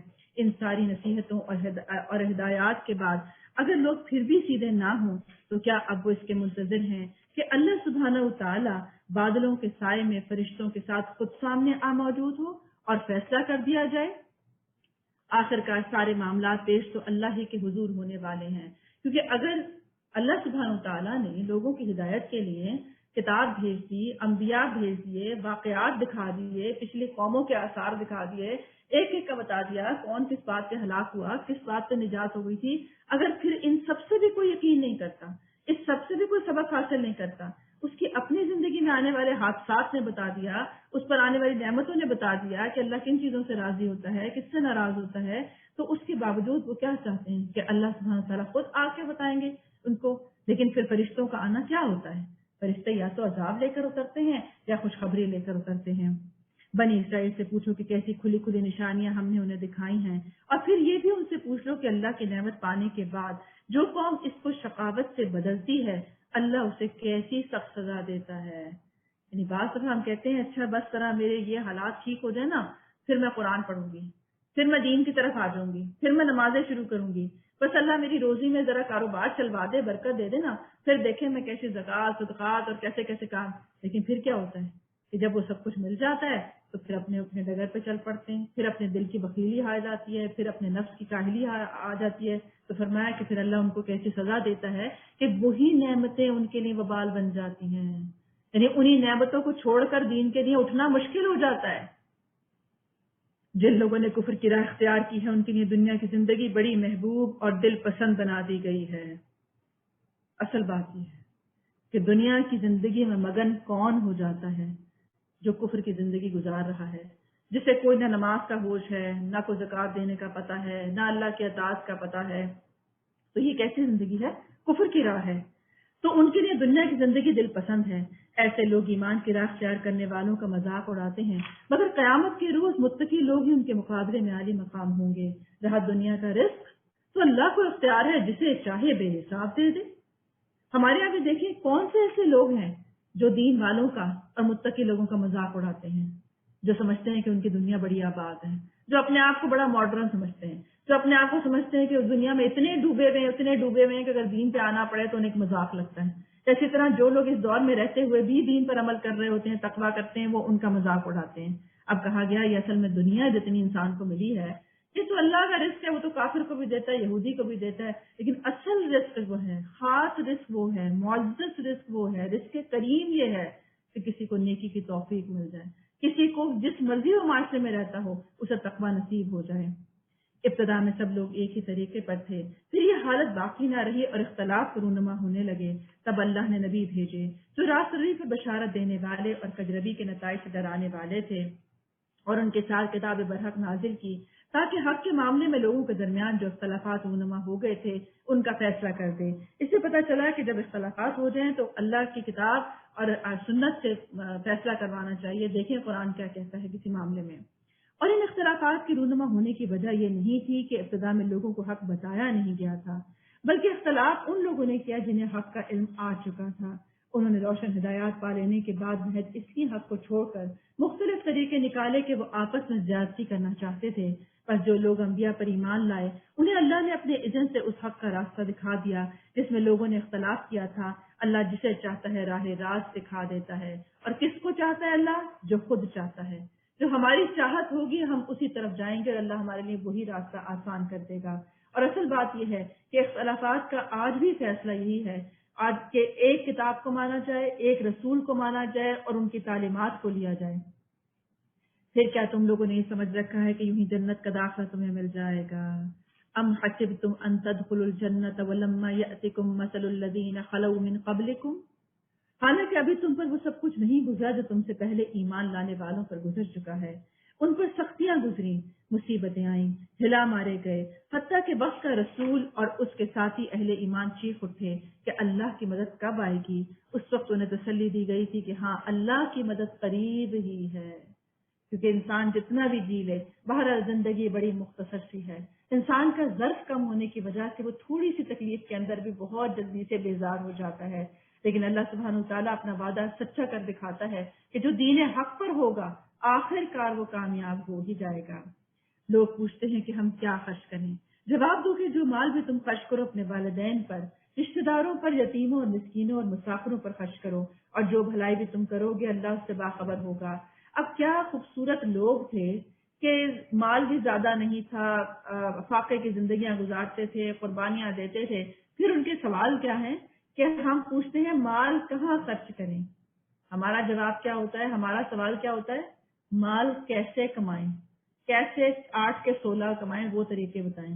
یہ کیا سوال کرتے ہیں؟ آپ بتائیں ہم جو مال تھوڑا بہت بھی ہے کہاں خرچ کریں کہ اللہ کو راضی کر لیں؟ آغاز کہاں سے ہے؟ اپنے والدین، اپنے رشتہ دار، اور پھر معاشرے کے باقی جو بھی مستحق لوگ ہیں ان تک پہنچا جائے۔ اب یہاں یہ نہیں کہا جا رہا نہیں آپ سمیٹ کے رکھیں، اپنی نسلوں کے لیے بھی سمیٹ کے رکھیں، کیونکہ آپ نے ابھی بچے آپ کے ہیں وہ بڑے ہوں گے تو ایک پلاٹ اپنا اور 4 ان کی بھی پہلے رکھیں، پھر جو بچے تو پھر والدین کی طرف جائیں۔ بلکہ کیا کہا جا رہا ہے کہ اپنی ضروریات کے بعد دوسروں کی ضروریات کا خیال رکھنا اہم ہے۔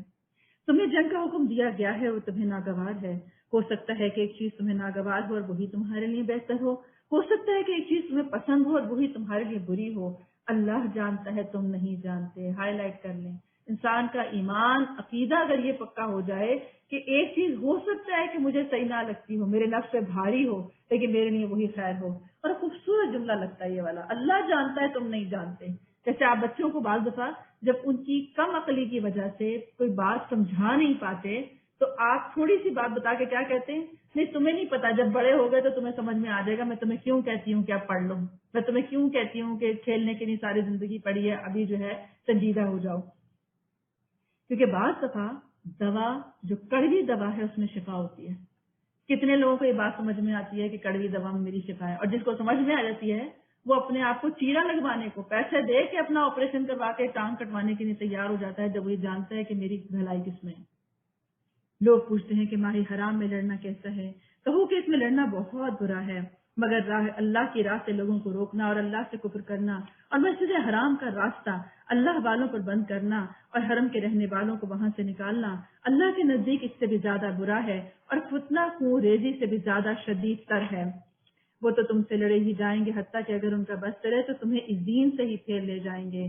اور یہ خوب سمجھ لو کہ تم میں سے جو کوئی اس دین سے پھرے گا وہ کفر کی حالت میں جان دے گا اور اس کے اعمال دنیا اور آخرت دونوں میں ضائع ہو جائیں گے۔ ایسے سب لوگ جہنمی ہیں اور ہمیشہ جہنم میں رہیں گے، باخلاف اس کے جو لوگ ایمان لائے ہیں اور جنہوں نے اللہ کی راہ میں اپنا گھر بار چھوڑا اور جہاد کیا ہے وہ رحمت الہی کے جائز امیدوار ہیں۔ اللہ ان کی لغزشوں کو معاف کرنے والا اور اپنی رحمت سے انہیں نوازنے والا ہے۔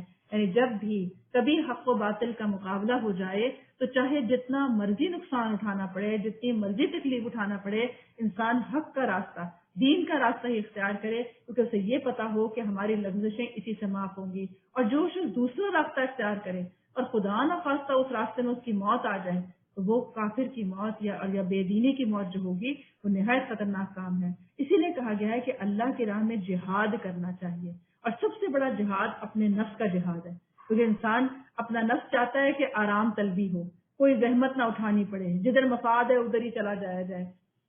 تو اسی جو انتہائی کوشش کے جو جوہدہ کا لفظ آتا ہے یہ انتہائی کوشش کے لیے ہے، حتیٰ کہ انسان کو نماز کے لیے بھی اپنی انتہائی کوشش کر کے حاضری دینی پڑتی ہے کہ انسان کا ذہن بھی حاضر رہے۔ اسی طرح مجاہد وہ شخص ہے جو ہر وقت اپنے مقصد کی دھن میں لگا رہتا ہے، اس کا دل، دماغ، سوچیں، قلم، زبان، ہاتھ، پاؤں، ہر چیز اللہ کے لیے ہوتے ہیں، اور وہ اسی کے لیے، اسی کے دین کو فروغ دینے کے لیے اپنا سب کچھ استعمال کرتا ہے۔ یہ پوچھتے ہیں کہ شراب اور جوئے کا کیا حکم ہے؟ کہو کہ ان دونوں چیزوں میں بڑی خرابی ہے، اگرچہ ان میں لوگوں کے لیے کچھ منافع بھی ہے، مگر ان کا گناہ ان کے فائدے سے بہت زیادہ ہے۔ یہ ہے بات کا سلیقہ۔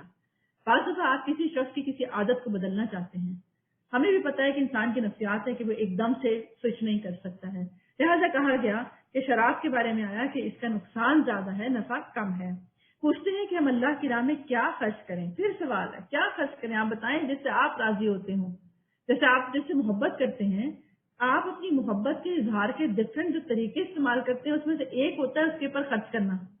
آپ کا دل چاہتا ہے اسے تحفہ دیں، تحفے میں بھی دل چاہتا ہے بہترین سے بہترین دیں، حتیٰ کہ ساری دنیا بھی کھنگال ڈالیں تو اس کے معیار کا تحفہ نہیں ہوتا، پھر تحفہ دے کر بھی یہ احساس رہتا ہے پتہ نہیں اسے پسند بھی آئے گا کہ نہیں آئے گا۔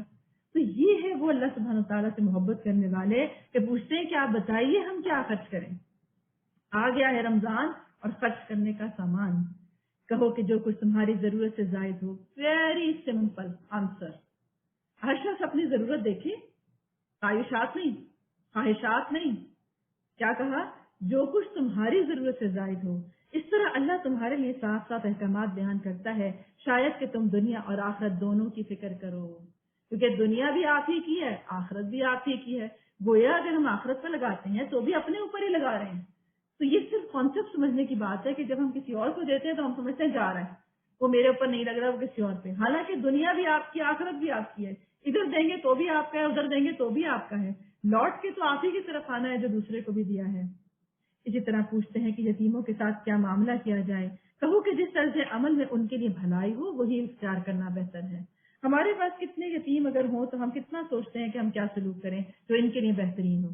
ہم تو ان کے ساتھ وہ سلوک کرتے ہیں کہ اپنوں کو ہی ذلیل کر دیتے ہیں، بعض دفعہ اپنے بھائی کے بچے، اپنی بہن کے بچے ہمارے ساتھ رہ رہے ہوتے ہیں لیکن ہم ان کی عزت نہیں کرتے۔ اگر تم اپنا اور ان کا خرچ اور رہنا سہنا مشترک رکھو تو اس میں کوئی مذائقہ نہیں ہے، آخر وہ تمہارے بھائی بند ہی تو ہیں۔ برائی کرنے والے اور بھلائی کرنے والے دونوں کا حال اللہ پر روشن ہے۔ اللہ چاہتا تو اس معاملے میں تم پر سختی کرتا، مگر وہ صاحب اختیار ہونے کے ساتھ ساتھ صاحب حکمت بھی ہے۔ تو مشرک عورتوں سے ہرگز نکاح نہ کرنا جب تک کہ وہ ایمان نہ لے آئیں، اور ایک مومن لونڈی مشرک شریف زادی سے بہتر ہے اگرچہ وہ تمہیں بہت پسند ہو، اور اپنی عورتوں کے نکاح مشرک مردوں سے کبھی نہ کرنا جب تک کہ وہ ایمان نہ لے آئیں۔ ایک مومن غلام مشرک شریف سے بہتر ہے اگرچہ وہ تمہیں بہت پسند ہو۔ یہ لوگ تمہیں آگ کی طرف بلاتے ہیں اور اللہ اپنے اذن سے تم کو جنت اور مغفرت کی طرف بلاتا ہے، اور وہ اپنے احکام واضح طور پر لوگوں کے سامنے بیان کرتا ہے۔ توقع ہے کہ وہ سبق لیں گے اور نصیحت قبول کریں گے۔ گویا کہ اسلام میں شادی بھی ایک ایسی چیز ہے جس سے اس کی آخرت وابستہ ہے، کیونکہ شادی میں دونوں کپل ایک دوسرے کے ساتھ متاثر ہوتے ہیں، ایک دوسرے کے عقائد، ان کی سوچیں، ان کا ایمان متاثر کرتا ہے۔ گویا اسی لیے فرمایا گیا کہ نکاح کرتے ہوئے بھی دین کو ترجیح دو، اور جو شخص دینداری کو ترجیح دے گا اس کے آگے نسلوں میں دین چلے گا، اور اگر کوئی شرک کو یا بے دینی کو ترجیح بناتا ہے تو یہ وہ بھول نہ جائے کہ اگر وہ خود اسلام پر ہوگا بھی تو بہت دیر تک قائم رہ نہیں سکتا۔ یہ پوچھتے ہیں کہ حیض کا کیا حکم ہے؟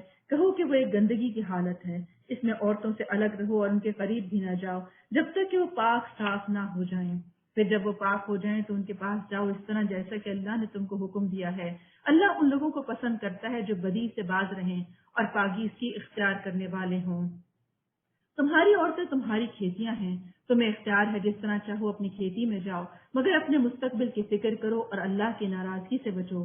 خوب جان لو کہ تمہیں ایک دن اس سے ملنا ہے، اور اے نبی جو تمہاری ہدایات کو مان لیں انہیں فلاح اور سعادت کی خوشخبری سنا دو، کیونکہ فلاح اور سعادت ہے کہ اگر کوئی شخص شادی کرتا ہے اور اس کی نسل نیک ہوتی ہے اور نیک اولادیں اس کو آخرت میں نجات کا ذریعہ بنتی ہیں تو مومن کے لیے ایک بہت بڑا سرمایہ ہے۔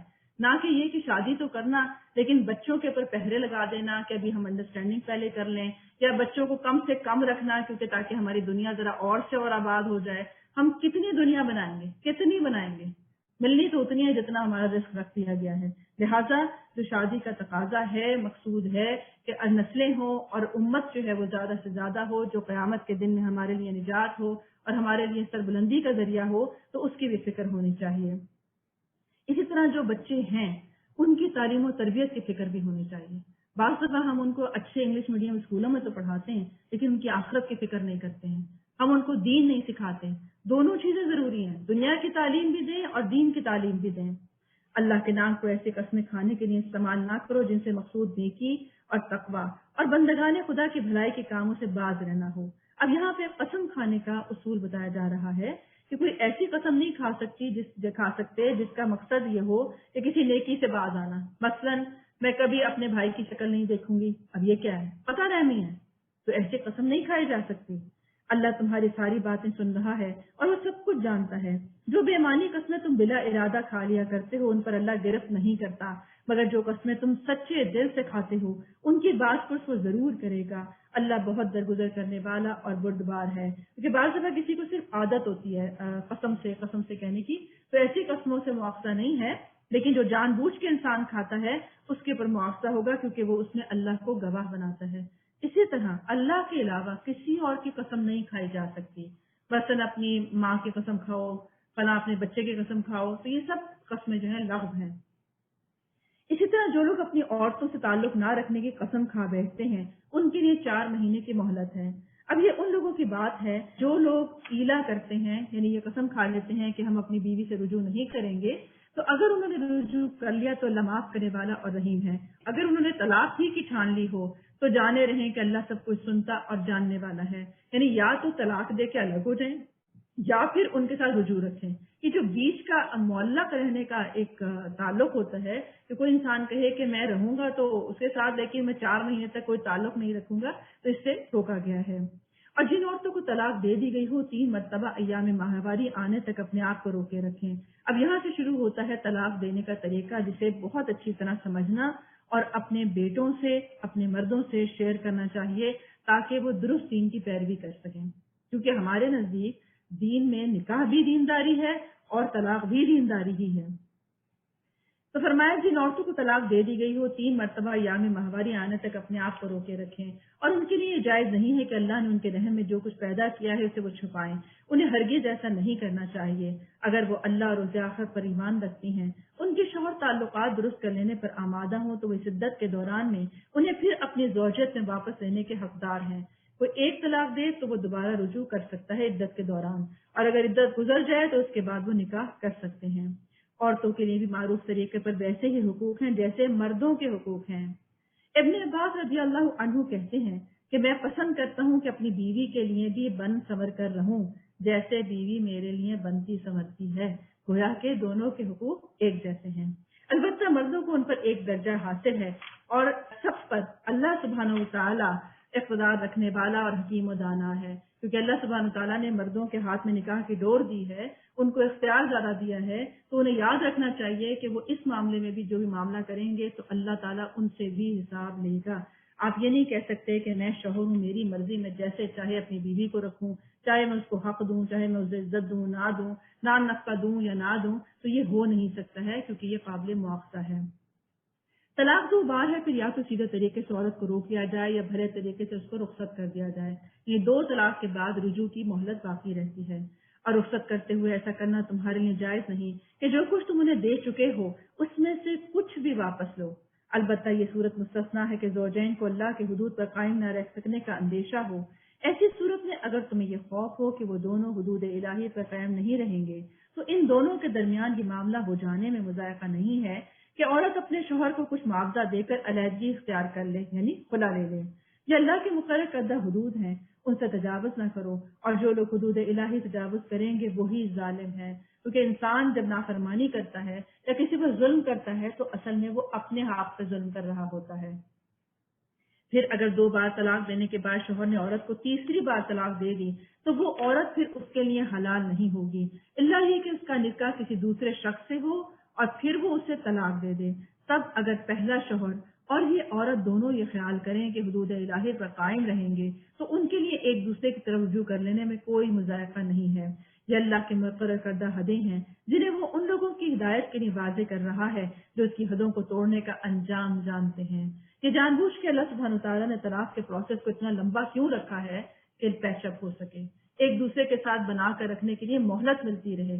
اس لیے طلاق کا طریقہ وہی اختیار کرنا چاہیے کہ جیسا کیا ہے، کیونکہ ایک طلاق دینے کے بعد بھی دونوں میاں بیوی آزاد ہیں، دونوں جہاں چاہے عدت کے بعد شادی کر سکتے ہیں۔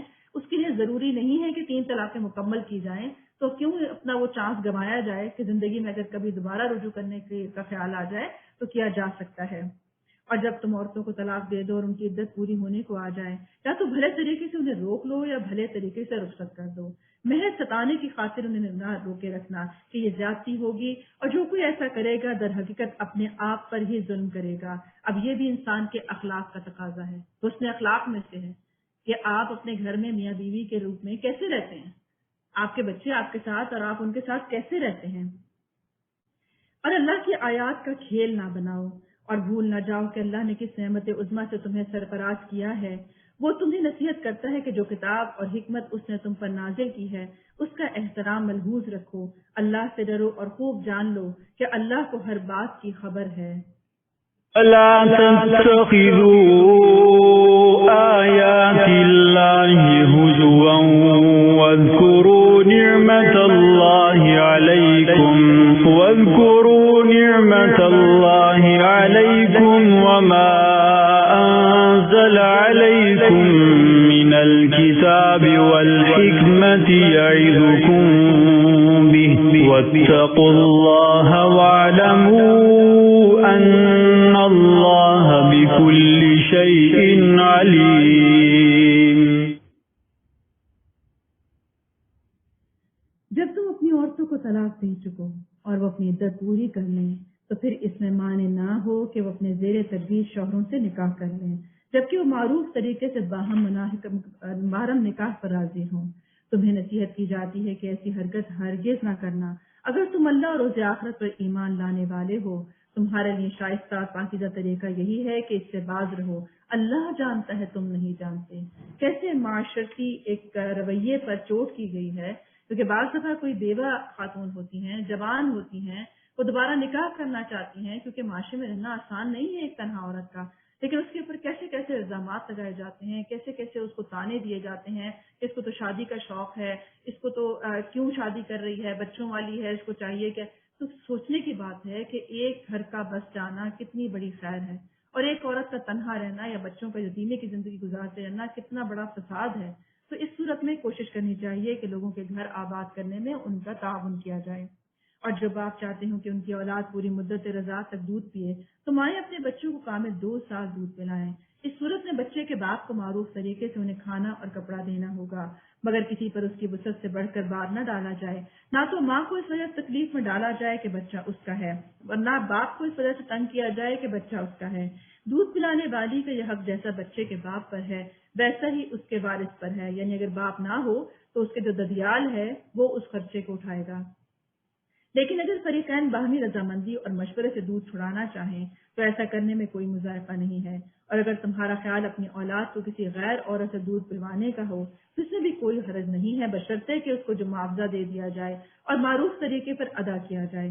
اللہ سے ڈرو اور جان رکھو کہ جو کچھ تم کرتے ہو سب اللہ کی نظر میں ہے، اور ہم اس کو کتنا پرائیویٹ معاملہ سمجھتے ہیں، حتیٰ کہ ہم چاہتے ہیں ہمارے ماں باپ بھی بیچ میں نہ بولیں، ہم جو مرضی زیادتی کرتے رہیں، اپنی بیوی کے ساتھ کریں، شوہر کے ساتھ کریں، کوئی نہ بولے، جبکہ یہاں پہ اللہ سبحانہ وتعالیٰ براہ راست انٹرفیئر کر رہے ہیں کہ یہ کیونکہ قانون اللہ کے ہیں لہٰذا کوئی شخص کسی پر زیادتی نہیں کر سکتا۔ تو میں سے جو لوگ مر جائیں ان کے پیچھے اگر ان کی بیویاں زندہ ہوں تو اپنے آپ کو 4 مہینے 10 دن روکے رکھیں، پھر جب ان کی عدت پوری ہو جائے تو انہیں اختیار ہے کہ اپنی ذات کے معاملے میں معروف طریقے سے جو چاہیں کریں، تم پر اس کی کوئی ذمہ داری نہیں۔ اللہ تم سب کے اعمال سے باخبر ہے۔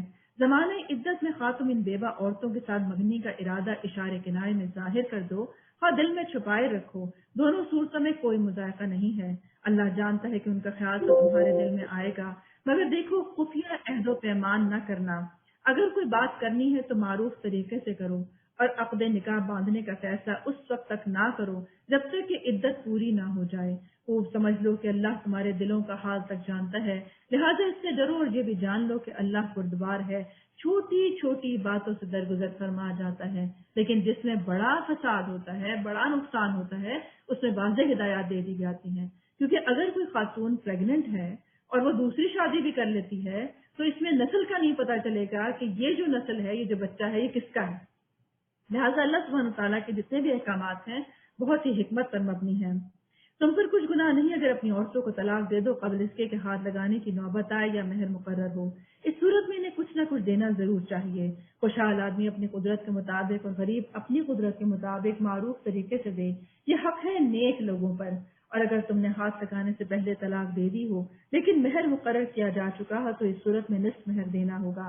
یہ اور بات ہے کہ عورت نرمی برتے اور مہر نہ لے، کیا وہ مرد جس کے اختیار میں عقد نکاح ہے نرمی سے کام لے اور پورا ہی مہر دے دے، اور تم یعنی مرد نرمی سے کام لو تو یہ تقویٰ سے زیادہ مناسبت رکھتا ہے۔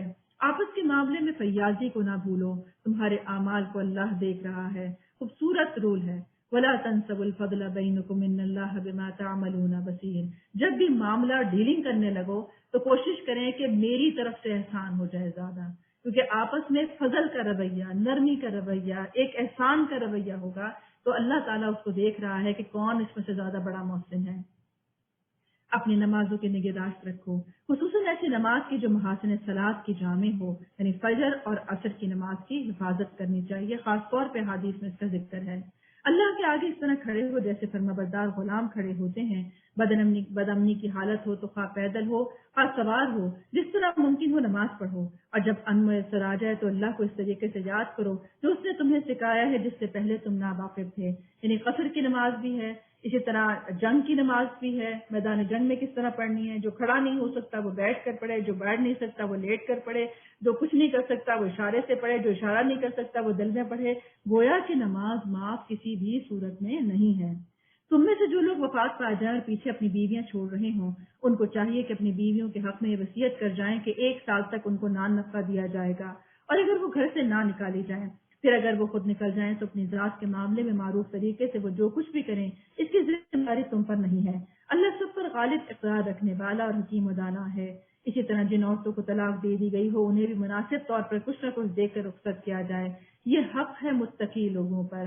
اس طرح اللہ اپنے احکامات تمہیں صاف صاف بتاتا ہے، امید ہے کہ تم سوجھ بوجھ کر کام کرو گے، یعنی کوئی بھی معاملہ ہو، صرف نماز نہیں، حج نہیں، زکوٰۃ نہیں، حتیٰ کہ اپنے گھریلو معاملات کو بھی تقویٰ کے ساتھ مینٹین کرو گے، یہ سمجھ کے کرو گے کہ اللہ تعالیٰ اس کا حساب لے گا۔ تم نے ان لوگوں کے حال پر بھی کچھ غور کیا جو موت کے ڈر سے اپنے گھر بار چھوڑ کر نکلے تھے اور ہزاروں کی تعداد میں تھے۔ اللہ نے ان سے فرمایا کہ مر جاؤ، پھر اس نے ان کو دوبارہ زندگی بخشی۔ حقیقت یہ ہے کہ اللہ انسان پر بڑا فضل فرمانے والا ہے، مگر اکثر لوگ شکر ادا نہیں کرتے، اس کے فضل کو نہیں مانتے، اس کی نعمتوں کو نہیں دیکھتے۔ کوئی ایک محرومی زندگی میں آ جائے تو ساری عمر اس کو روتے رہتے ہیں۔ مسلمانوں، اللہ کی راہ میں جنگ کرو اور خوب جان رکھو کہ اللہ سننے والا اور جاننے والا ہے۔ تم میں سے کون ہے جو اللہ کو قرض حسنہ دے؟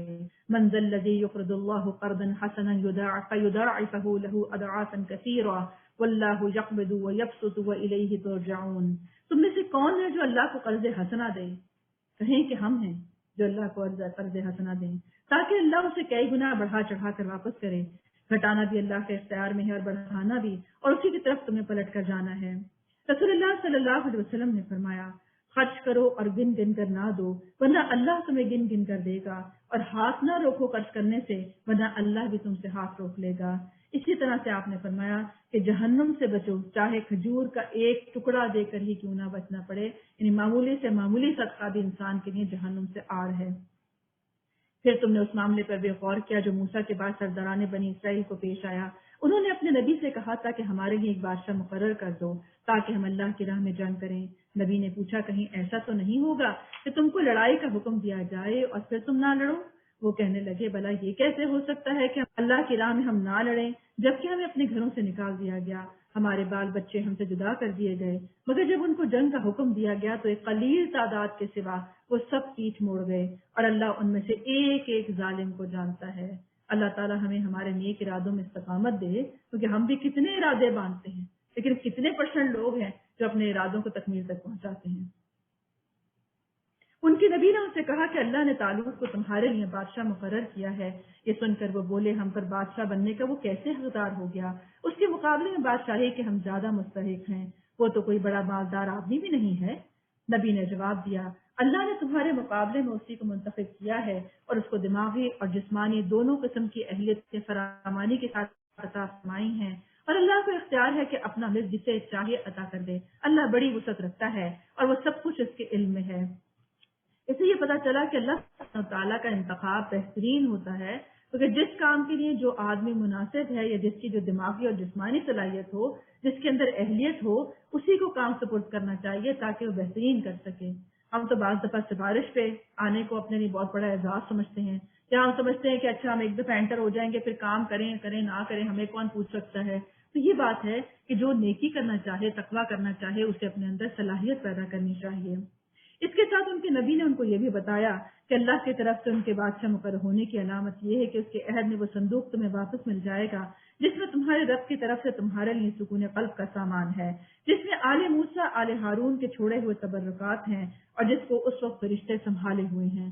اگر تم مومن ہو تو یہ تمہارے لیے بہت بڑی نشانی ہے۔ پھر جب طالوت لشکر لے کر چلا تو اس نے کہا کہ ایک دریا پر اللہ کی طرف سے تمہاری آزمائش ہونے والی ہے، جو اس کا پانی پیے گا وہ میرا ساتھی نہیں، میرا ساتھی صرف وہ ہے جو اس سے پیاس نہیں بجھائے گا۔ ہاں، ایک آدھ چلو کوئی پی لے تو پی لے، مگر ایک گروہ قلیل کے سوا وہ سب اس دریا سے سیراب ہو گئے۔ کیونکہ یہ بات جب انسان، آپ کو اندازہ ہوگا کہ جب انسان بہت لمبا طویل سفر کرتا ہے اور جب ایک دم سے پانی پیتا ہے تو کیسے بوجھل ہو جاتی ہے طبیعت۔ آپ نے افطار کے وقت تجربہ کیا ہوگا کہ اگر آپ تھوڑا سا کھانا، تھوڑا سا پانی کا بیلنس رکھتے ہیں تو آپ سیر ہوتے ہیں، طبیعت بحال رہتی ہے، توانائی محسوس ہوتی ہے۔ لیکن جب آپ ایکسیسو ایک دم سے پانی بہت زیادہ پیتے ہیں تو آپ سے نہ کھانا کھایا جاتا ہے، نہ آپ سے چلا پھرا جاتا ہے، نہ تراویح پہ آپ کھڑے ہو پاتے ہیں۔ تو بالکل انہوں نے اسی لیے کہا کہ یہ اللہ کی طرف سے ایک آزمائش ہوتی ہے کہ دیکھیں اب جب جہاد کے لیے نکلے ہیں تو ان کے لیے کون سی چیز امپورٹنٹ ہے، کیونکہ جب انسان کسی فوکس مقصد پہ نکلتا ہے تو وہ یہ دیکھتا ہے کہ میرے مقصد میں ہائے کوئی چیز ایسی نہ ہو جائے جو میرے سفر کو بوجھل کر دے۔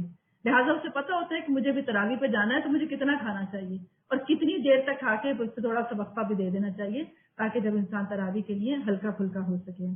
پھر جب طالوت اور اس کے ساتھی مسلمان دریا پار کر کے آگے بڑھے تو انہوں نے طالوت سے کہہ دیا کہ آج ہم میں جالوت اور اس کے لشکروں کا مقابلہ کرنے کی طاقت نہیں ہے، لیکن جو لوگ یہ سمجھتے تھے کہ انہیں ایک دن اللہ سے ملنا ہے، انہوں نے کہا کہ بارہا ایسا ہوا کہ قلیل گروہ اللہ کے اذن سے ایک بڑے گروہ پر غالب آ گیا۔ اللہ صبر کرنے والوں کا ساتھی ہے۔ جنہیں پتا تھا کہ اللہ سے ملاقات کریں گے تو اللہ تعالیٰ ہمیں اپریشیٹ کریں گے، ہم اللہ سے جب ملاقات کریں گے تو اللہ اپنے وعدوں کو ہم سچا کر دکھائیں گے۔ تو اسی انہوں نے کیا کہا کہ یہ نہ پرواہ کرو کہ کون دشمن کتنا ہے اور کیا وسائل ہیں کیا نہیں ہیں، ہمارا کام ہے جو وسائل ہیں، جتنی طاقت ہے اتنی ہم نیکی کر دیں۔ اور یہ دیکھے بغیر کہ اچھا کچھ لوگ ہوتے ہیں نا ساری زندگی انتظار کرتے ہیں جب بڑی نیکی کوئی ہاتھ آئے گی تو کریں گے، اور جب وہ جالوت اور اس کے لشکروں کے مقابلے پر نکلے تو انہوں نے دعا کی، ربنا افرغ علینا صبرا وثبت اقدامنا وانصرنا علی القوم الکافرین، کہ اے ہمارے رب ہم پر صبر کا فیضان کر دے، ہمارے قدم جما دے اور اس کافر گروہ پر ہمیں فتح نصیب کر دے۔ آخرکار اللہ کے اذن سے انہوں نے کافروں کو مار بھگایا۔ کیوں؟ جو نیت کی تھی، ارادہ کیا تھا، کوشش کی تھی، عمل کیا تھا، جتنے بھی جیسے بھی حالات تھے، باقی اللہ کی رحمت آتی ہے، پھر باقی اللہ کا فضل ہو جاتا ہے کہ انسان اپنی اس نیت میں پورا اترتا ہے۔ اور داؤد علیہ السلام نے جالوت کو قتل کر دیا اور اللہ نے اسے سلطنت اور حکمت سے نوازا اور جن جن چیزوں کا چاہا اس کو علم عطا کر دیا۔ اگر اس طرح اللہ انسانوں کے ایک گروہ کو دوسرے گروہ کے ذریعے سے نہ ہٹاتا رہتا تو زمین کا نظام بگڑ جاتا، لیکن دنیا کے لوگوں پر اللہ کا بڑا فضل ہے کہ وہ اس طرح دفع فساد کا انتظام کرتا رہتا ہے کہ ایک وقت میں انسان دیکھتا ہے کہ کوئی حکومت کتنی اوپر جا رہی ہے، کوئی سپر پاور بن گئی، لیکن دوسرے وقت میں آپ دیکھتے ہیں کہ اسی کو زوال آ جاتا ہے، کوئی شخص کسی اور کی جگہ پہ حاکم بن جاتا ہے۔ یہ اللہ کی آیات ہیں جو ہم ٹھیک ٹھیک تم کو سنا رہے ہیں اور تم یقیناً ان لوگوں میں سے ہو جو رسول بنا کر بھیجے گئے ہیں۔ لولا دفع الله الناس بعضهم ببعض لفسدت الأرض ولكن الله ذو فضل على العالمين تلك آيات الله نتلوها عليك بالحق وإنك لمن المرسلين. اللہ سبحانہ و تعالیٰ کا ہم پہ بہت فضل ہے، احسان ہے کہ اس نے ہمیں عافیت کی زندگی عطا کی ہے، صحت مندی کی زندگی عطا کی ہے، نیکیوں کے مواقع عطا کیے ہیں، اسلامی حکومت اور اسلامی معاشرہ عطا کیا ہے، اسلامی گھرانہ عطا کیا ہے، ہمیں بچپن سے اسلام کیا اور ہمیں اسلام پر عمل کرنے کی آزادی عطا کی ہے. اور کہاں یہ کہ ہم ایک اپنی نماز کی حفاظت نہ کر سکیں. تو سب سے پہلے جس چیز کا احساس کیا جائے گا وہ انسان کی نماز ہے.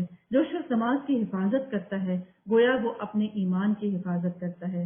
رسول اللہ صلی اللہ علیہ وسلم نے چاند پر نظر ڈالی اور فرمایا تم آخرت میں اپنے رب کو ایسے دیکھو جیسے اس چاند کو اب دیکھ رہے ہو اور اس کے دیکھنے میں تم کو کوئی زحمت نہیں ہوگی. بس اگر تم ایسا کر سکتے ہو کہ سورج طلوع ہونے سے پہلے والی نماز یعنی فجر اور سورج غروب ہونے سے پہلے والی نماز یعنی عصر سے تمہیں کوئی چیز نہ روکے تو ایسا ضرور کرنا. یعنی ان دو نمازوں کا خاص طور پر خیال کرنا. یہ دو اوقات ایسے ہیں کہ جس میں انسان یا تو سو رہا ہوتا ہے فجر کے وقت میں یا عصر کے وقت میں اپنے دنیاوی کاموں میں مصروف ہوتا ہے، وائنڈ اپ کر رہا ہوتا ہے چیزوں کو، اپنے کاروبار کو وائنڈ اپ کر رہا ہوتا ہے. تو ان دو اوقات میں عموماً غفلت ہو جاتی ہے. اسی طرح یہی وہ دو اوقات ہیں جب فرشتوں کی ڈیوٹی چینج ہوتی ہے. جب وہ فجر پہ آتے ہیں تو بتاتے ہیں کہ ہم جب آئے تھے تو وہ نماز پڑھ رہے تھے، جب عصر پہ جاتے ہیں تو بتاتے ہیں کہ جب ہم آئے تو وہ نماز پڑھ رہے تھے. تو ایسے ہی لوگ خوش قسمت ہیں. اسی طرح رسول اللہ صلی اللہ علیہ وسلم نے فرمایا جس کی عصر کی نماز فوت ہو گئی وہ ایسا ہے کہ گویا اس کے گھر کے لوگ اور اس کا مان چھین لیا گیا ہو. اللہ سبحانہ وتعالی ہمارے ایمان کی، ہمارے گھر والوں کی، ہمارے مال کی، ہماری آخرت کی ایسے حفاظت فرمائے کہ ہم اللہ سبحانہ وتعالی کا دیدار کرنے کے قابل ہو سکیں، ہم اس سے اس کی رضا پانے والوں میں شامل ہو سکیں. اللہ سبحانہ وتعالی ہمیں انعمت علیہم لوگوں میں شامل فرمائے اور اس نے اخلاق عطا فرمائے، سیرت نبوی عطا فرمائے. وآخر دعوانا ان الحمد للہ رب العالمین. سبحانک اللہم وبحمدک اشہد ان لا الہ الا انت استغفرک واتوب الیک. بارک اللہ فیکم. السلام علیکم ورحمۃ اللہ وبرکاتہ.